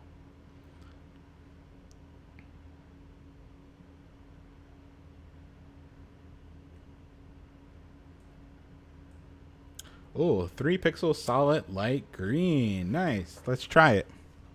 Border. 3 pixels solid light green. All right, let's see. I want to see if that worked. All right, it did, but our text is still black. So we got to fix that up. Text 20 pixels and white. So let's go ahead and do font size. We already did font size earlier. 20 pixels. And then color white.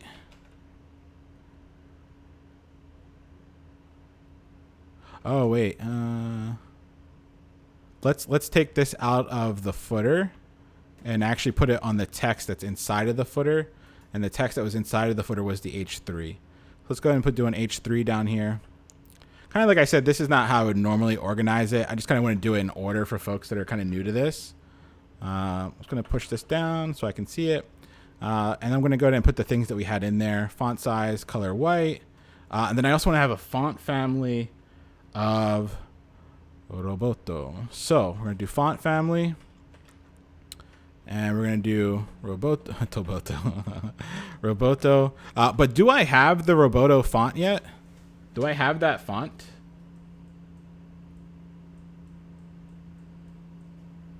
Do I have the Roboto font yet? No. Where can I go to get that font? Where can I go to get that font?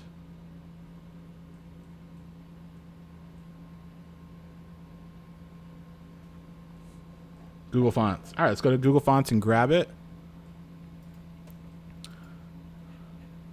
I think it was the first one. There you go. Roboto. I'm going to select just the normal one, just the regular 400. And then I'm going to grab that link. I'm going to copy that link. And I'm going to put it at the top of my HTML here in the head. And there we go. Now I have that Google font of Roboto. It's before my link style sheet, so I can actually use that font family in my style sheet, right? And then let's just make sure everything's saved over here, and I think we're good. Yeah, remember we needed that font. We didn't have the font, so I went to Google Fonts to get it, and now I used it as a Google font, and now I have Roboto that I can use. All right. I'm going to share these files. So once we're done going live, I'm going to zip everything and I'm going to put it into the follow along materials. So if you're like trying to frantically type along, please don't. I'll get you all of this stuff and I'll put it in the follow along materials when we're done. So I'm just going to zip all of these solutions and then we can come back and use the solutions. And if you want, you can even work through the recorded video and kind of have everything at one time.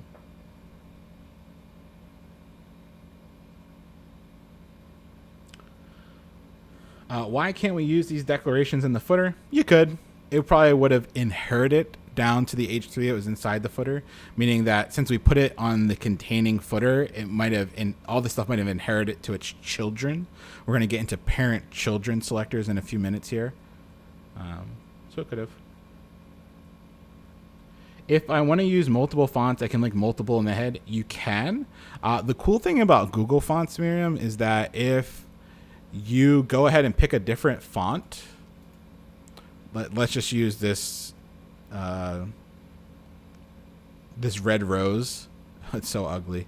But if you click this, now when you look at your embed now not only has the Roboto, but it also has the red rose. So it's still just one link, but they combine them together for you.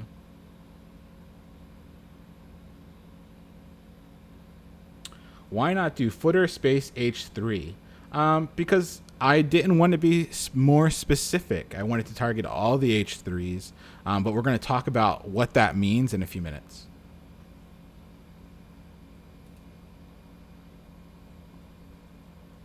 Cool.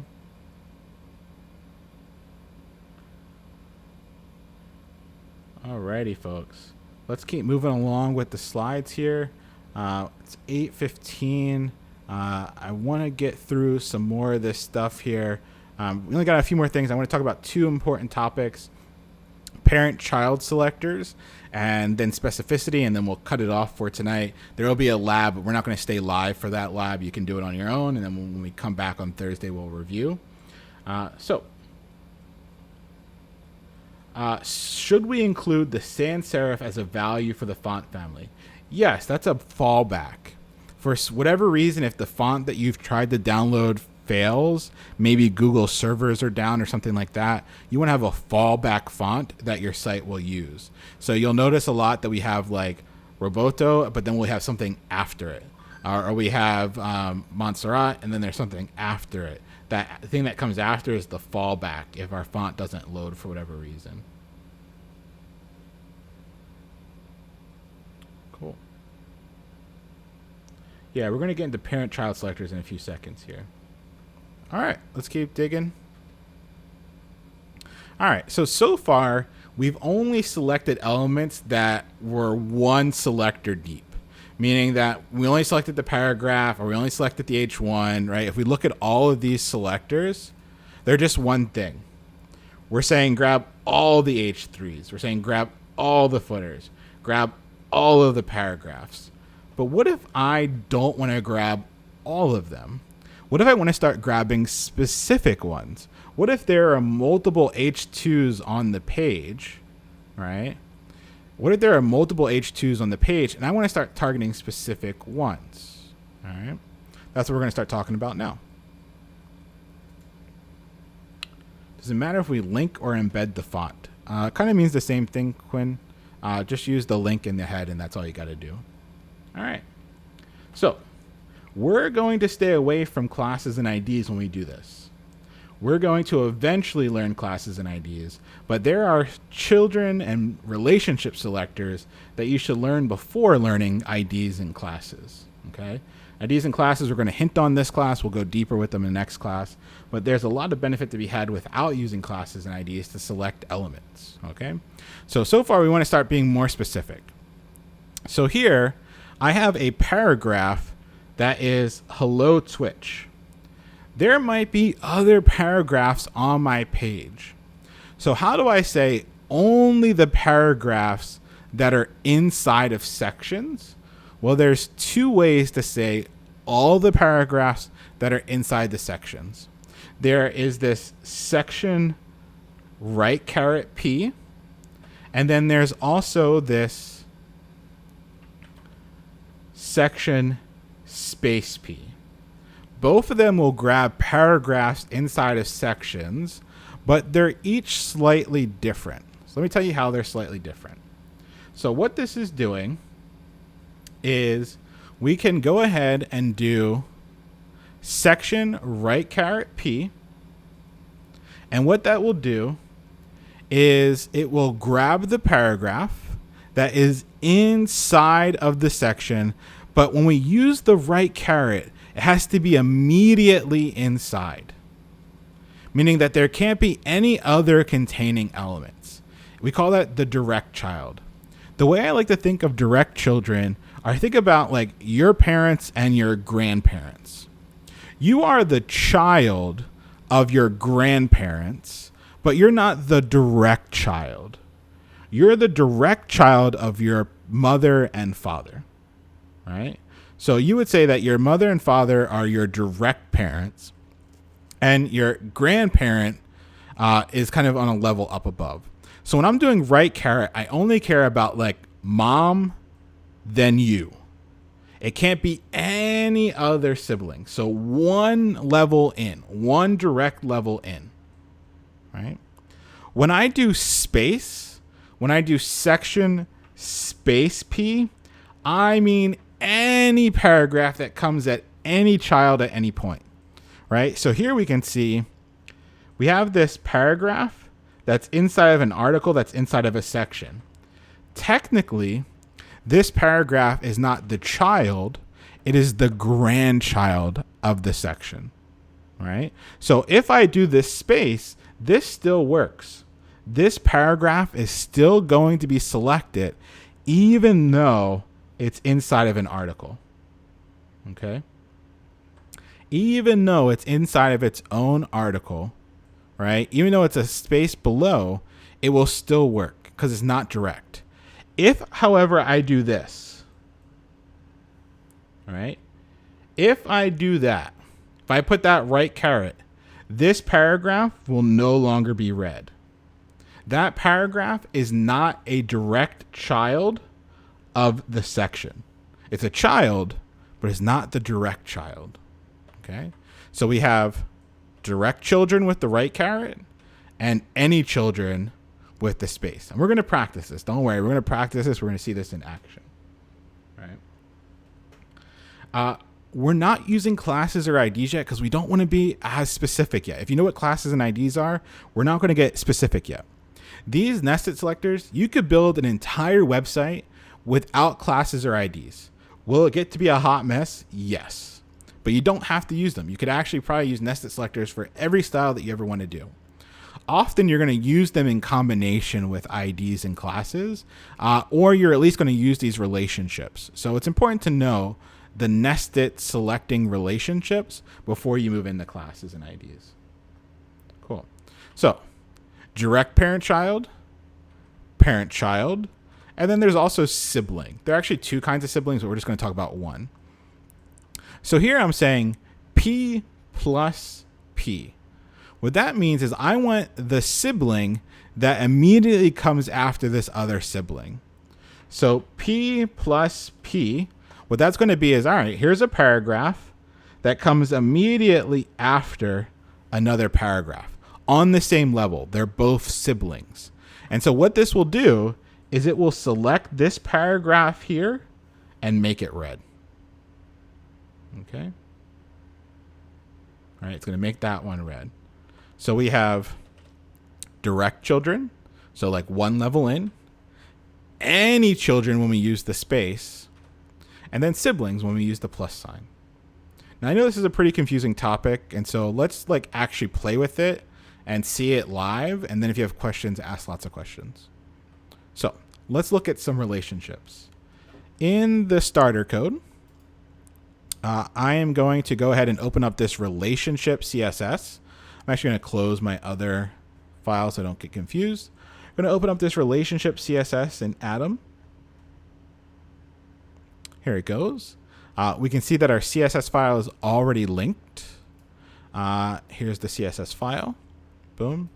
And there's just a bunch of HTML that's going to be pretty confusing at first. You can go as long as you want. You could do P plus P plus P plus P plus P plus P, and you would never run out. Okay. All right. So let's take a look at this. If I want to target all the H2s, right? World, zebra, unicorn, duck. If I want to target all the H2s, what's my selector going to be?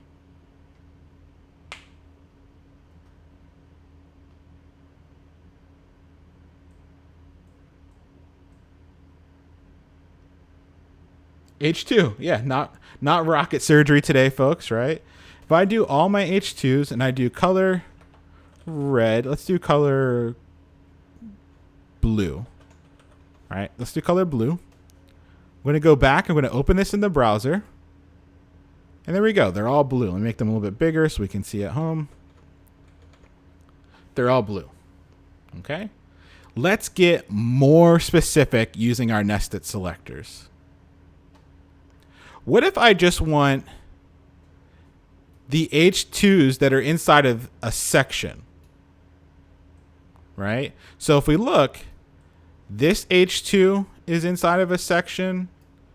These H2s are inside of a section, but this H2 is not. How can I just select the H2s that are inside the section? So I want unicorn, zebra, and world. Oh, okay. If I want all of the ones that are inside of sections, yeah, it has to be H2 space, section space H2, right? If I want all the ones that are inside of sections, every H2, no matter how deep it is inside of a section, we have to do that. Let's go back and look in the browser. And there we go. Now world, zebra, and unicorn are now blue, right? Because they're all H2s inside of a section. If we look at the index.html, this H2, however, is not a direct child of the section. It is a grandchild, right? It's one level deep in the article. What if I only want the H2s that are direct children of a section? Like I just want world and zebra. How can I grab world and zebra but not unicorn? Throw it in Twitch chat for me, please. Yeah, with that right caret, that section right caret H2. If we do that, if I just go here and I just add this right caret, boom, and we save it, and we go back and we open it in the browser. Here we go. Now just world and zebra are blue. All right. So now we use that direct child, right? Right. We put that direct child, and it just grabs those two. Alrighty. Let's take a look. What if I just wanted this H2, right? What if I just want this H2? I just want unicorn. I don't want duck. I don't want world. I don't want zebra. I just want unicorn. How can I grab H2?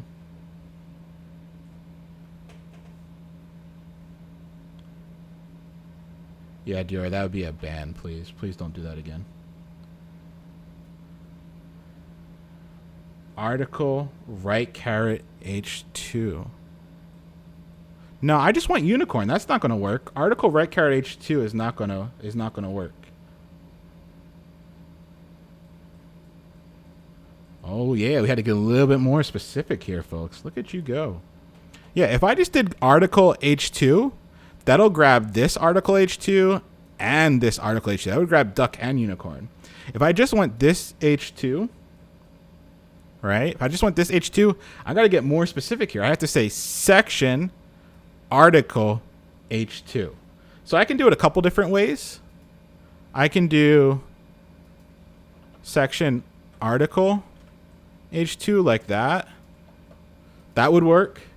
I could even put right carets in here and it would still work. It'd still be the same thing, right? But article H2. So section article H2, right? Because this article, this H2 is inside of an article. So I can't just do article H2. But since this H2 is inside of an article that's inside of a section, I can do section article H2. Cool. So these are our nested selectors. What I would love for you to do is after class, come back and play around in this little sandbox. Try targeting some things but not the other, and play around with these nested selectors. You could lay out your entire site using nested selectors. Is that a good idea? Probably not.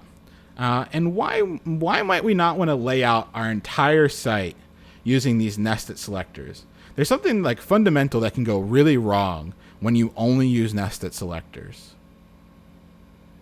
Why can't I just do, I mean, I could, but why wouldn't I want to use just nested selectors to style my whole site? Messy, complex, very hard to go specific. Yeah, some of these chains would get really, really, really, really long if I wanted to be too specific. It can get convoluted. Ooh. How do you say your name? A coordinate? A coordinate? Got it right. Adding new content becomes really hard.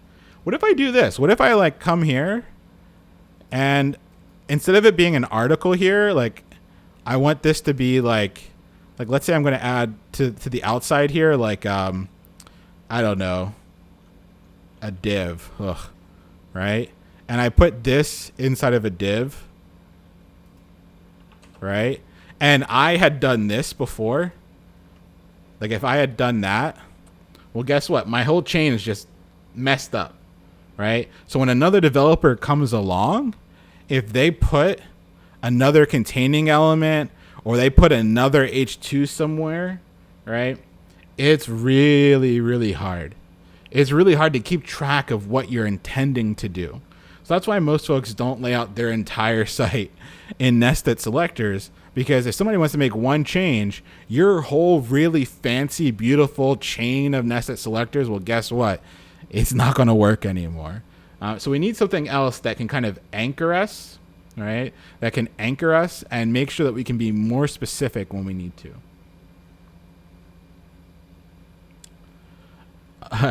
Divs don't have semantic meaning, and so there's often a more semantic choice to be made.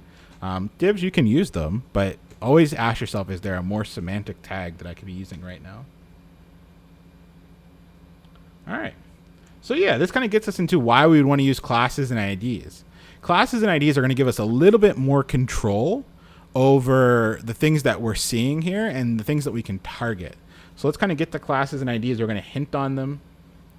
But we're not going to spend too much time today on them. We're just going to hint at some classes and IDs, and then we're going to cut it out because we're getting kind of late tonight. All right. So IDs and classes are going to enable us to be a little bit more specific. Okay. All right. We're going to get a little bit more specific. Some folks are saying, hey, when I looked at Khan Academy, divs were everywhere. I think Bo or Ryan was given a good breakdown as why this might happen. A lot of people aren't just writing HTML by hand anymore. They're using some sort of generator that spits out HTML, especially like if you're using, I don't want to say React spits out, but if you're using something like React, you're going to see a lot more divs. Those divs probably weren't coded by hand. It's whatever generator they're using that spits it out. Yeah. Yeah. It comes down to your semantic reasonings. All right. So classes and IDs give us the chance to be a little bit more specific. And what this means is that we can target things a little bit easier than we can with nested selectors. Okay. Here's an ID. An ID can only be used once per element, right? So like you can only have, each element can only have one ID, and then that ID name cannot be used anywhere else on your site, right? So your ID can be used one per element, and then once you give that name, it can't be used anywhere else. So if we look, here I have a paragraph that has the ID of zebra, right? All right, has the ID of zebra. If I wanted to target just that paragraph, I don't need to do like a fancy selector. I don't need to do like section P plus P, right? That's how I could get this paragraph. But that's a lot to get to that paragraph. I can just use the ID. So I can say Octothorpe Zebra, and now I can target that hello YouTube directly. Now, since I've given that paragraph an ID, it can't have another one. And then no other element on the page, not a single other element can have the ID of zebra. It's a unique identifier, right? In the US, we give folks social security numbers. Each person should only have one social security number, and nobody else should have the same social security number. It's a unique identifier for that person, right? So you can think about an ID in that way. It's just a unique identifier. It targets only one element and only that element, and then you can't reuse that ID anywhere else. Okay? Cool. Classes are a little different. Classes enable you to target multiple elements at the same time. Right? Enables you to target multiple elements at the same time. If it's lagging for folks, try giving it a refresh.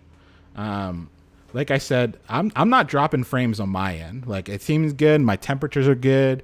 Streamlabs is saying I'm not dropping any frames. So I really think it's a Twitch issue.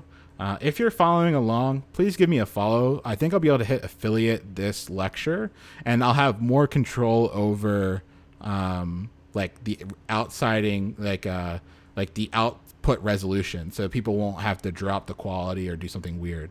Give it a refresh. Try running it on 720p instead of like 1080, and that way it won't lag out on you. Yeah. So I don't think it's on my end right now. I think it's just what I have the ability to control.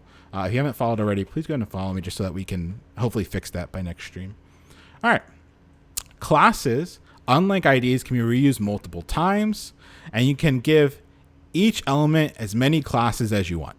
Right. Some people say there's like a theoretical limit to the number of classes. Like once you get past like 2,000 classes, most browsers kind of like tend to bug out. And hopefully you never have 2,000 classes, but theoretically there's like no end limit to the number of classes you can add. And so what you're seeing here is I have paragraphs that have class Bob and class Bob. So I have two paragraphs that have the same class. So both hello YouTube and goodbye Mixer Kappa would now be red, right? They would now be red, right? And so I could go ahead and apply that class to as many people as possible. Each element can only have one ID. So the limit of element only one ID per element. So you can only have one per each like paragraph or section or things like that. So once you run out of elements, you can't place any more IDs. So one ID per element. No, I've never worked on something that had over 2,000 classes. I tried doing this a long time ago, and I got to like 1,000 classes, and then something like it started bugging out on me. So I've gotten it to 1,000 and saw it bug out. People online, when I like researched this, said like 2,000 is where it bugged out on them. But if somebody wants to try creating like 3,000 and see if it works now, I think that'd be a really cool like project to work on, just so you can see if there is a limit. I don't think there technically theoretically is one, but realistically browsers might only be able to render so many of them. Cool. So classes are different. Each element can have as many classes as you want. You can also have IDs and classes on elements, right? There you go. Miriam says, I don't even know 1,000 words. Cool. So why would we use classes and IDs? iPhone, this is a theoretical. No project would ever need that many classes. Like once you get past like 10 classes, you got to really think about what you're doing with your life. All right. So why does all this matter? Remember we talked about the cascade. Remember, the CSS is read from top to bottom. And the stuff that comes above can be overwritten by the stuff that comes below, but only if the specificity is equal or greater, right? So like if I want a paragraph to override a paragraph, it has to have the same level of specificity. Okay. Like if I go back to my CSS here and I do this,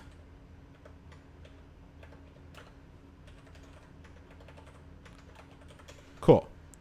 This H2, the H2 that's inside of an article, that's inside of a section, is not going to be read now. Even though this came further down the cascade, it's not going to override this H2 because it's not as specific. Even though it's further down the cascade, it's not specific enough to override the content that came above it. So let's talk about specificity and how it's counted. When you're counting specificity, you're going to count the number of tags, the number of classes, the ID if there is one, and then if there are any of these things that would give it 1,000 points of specificity. So here, right? Here, I have P plus P. That is 2 tags or 2 elements. So I would get 2 points right here. So P is 2, and that's it. That's my specificity.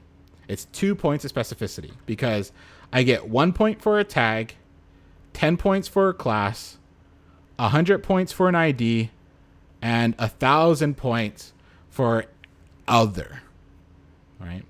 Other includes inline style and bang importance, which I'll show you in a second, and a few other weird things. Okay.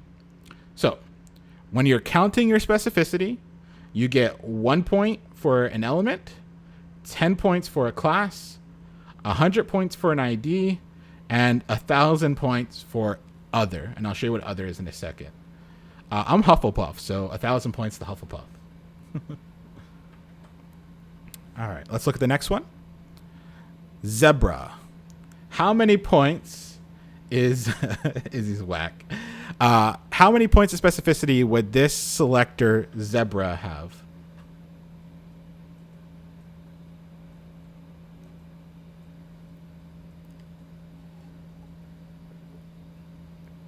How many points would zebra have?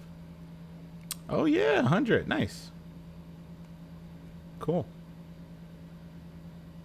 100, right? Because there's 0 tags, 0 classes, and you get 100 points for the ID.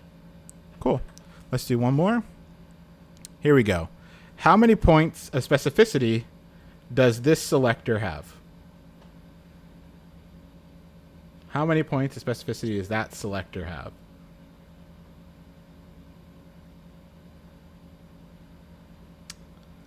Oh, this one's kind of broken out. I've seen some people say 10. I've seen some people say 1. I've seen some people saying 100. It's going to be 11 points of specificity, right? 11 points. There is a tag, like a regular element, and a class. So we get 1 point. We get 1 point for the tag, and we get 10 points for the class. So that's 11 points of specificity. So we get 11 points for this one. Why does specificity matter? Why do we need to keep track of these points? Why does this matter? We just talked about why put in chat why specificity matters for me, please.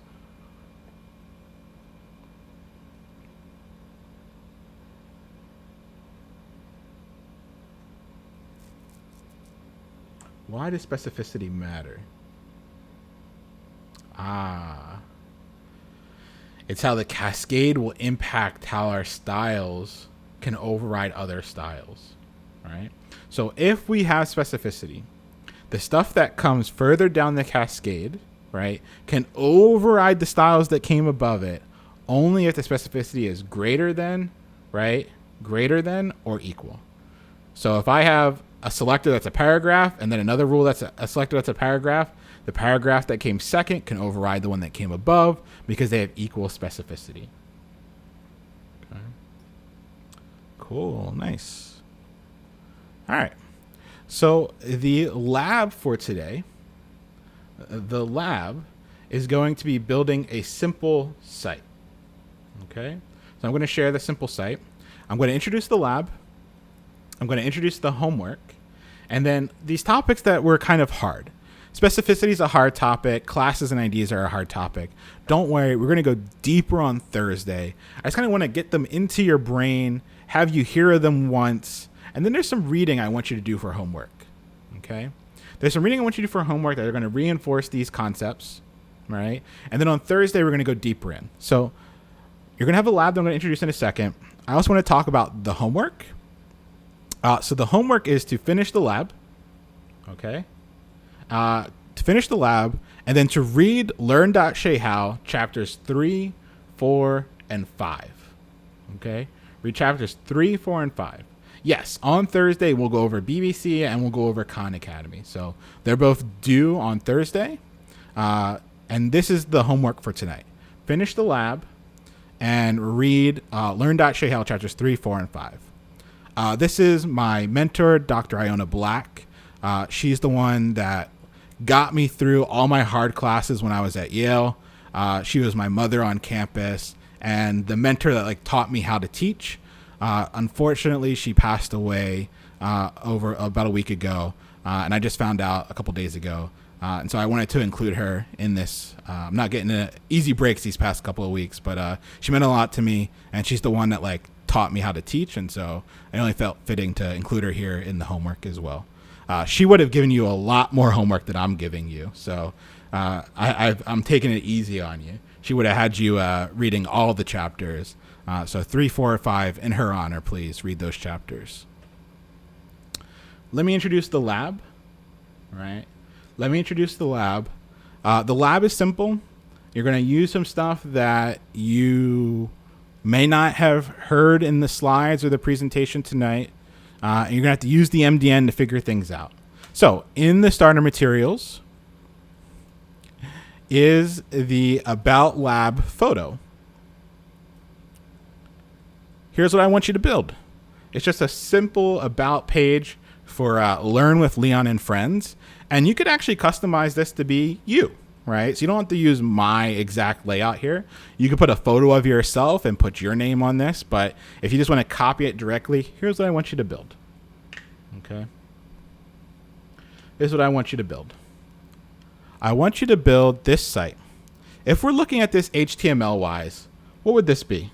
HTML-wise. It's hard to see with that color. I'm sorry. Thank you for the wishes, everyone. Appreciate it. H1, cool. How about us?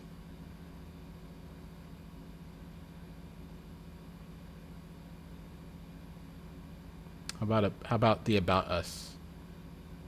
Yeah, and H2. How about these big blocks of text? Big blocks of text. Cool. Beautiful, beautiful. All right, so that's you're off to the races there, folks. So the lab, I would say take some time now. The stream's going to end, right? The stream's going to end, but you shouldn't stop working. You should definitely take a swing at making this making this, you're going to have to write out the HTML, and you're going to have to write out some CSS and try to get it all working. Okay. Then you have the homework, which is to continue reading Shay Howe 3, 4, 5. All right. Make sure you get through those chapters. And you're gonna have to figure out that image. Yeah, that image is gonna be hard. There's a trick there that you got to figure out on how to do that. So that's kind of where we're gonna cut it off today. I would like to try something that I haven't tried yet. And let me see if I can do it over here. Give me 1 second to pull this up. What I want to do is, before we all leave, I would love to try like rating somebody else that's doing something good on Twitch. Rating is just where we kind of go and say hello, just to say hello to folks that are also kind of hopefully maybe learning to code or doing some stuff like that. So I want to try to see if I can do this real quick, just because I think it'd be nice to, like, if you're going to keep working on the lab, it might be fun to have like some other folks that are kind of also learning at the same time. So let's try doing a raid real quick. I'm going to do it from here. All right. So I'm going to answer any quick questions, and then we're going to end the stream with a raid of somebody else. So I'm going to go ahead. I'm pulling it up on my end. It's going really slow. I don't know why it's going really slow. But go ahead and ask questions about the homework while I set up the raid.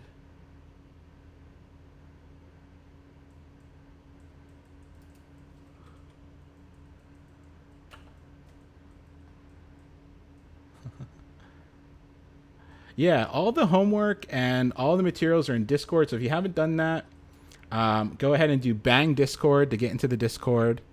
I'm looking for somebody else for us to say hello to. If you got value out of this tonight, give it a follow just so I can hit that affiliate so we can actually control the stream level. And then let's raid somebody fun tonight. Is there anybody else that you see that's doing something cool? Code help and mentoring. Let's raid this guy. Strager. He's helping people learn how to code. Let's stop by, say hello, give him some follows. Cool. All right. Have a good night, everyone. Let's go ahead and say hello to this person, Strager, who's doing some mentorship live on Twitch. You have the lab to work on. Maybe work on the lab while you listen to this guy code, and then I'll see you all on Thursday. Let's start the raid. Cool. So go ahead and say hello to that person. We're going to be raiding in 5, 4, 3, 2, 1. Boom. Let's raid.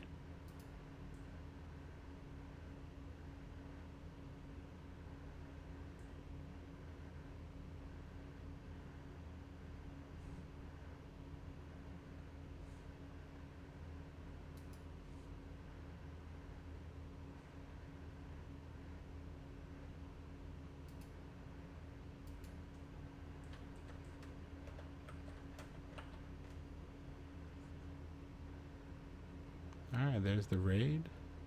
Go ahead and say hello to Straga. Give him some love. Work on maybe your lab while you're listening. He's doing some mentoring. That's cool. Go give some love to some folks that are mentoring.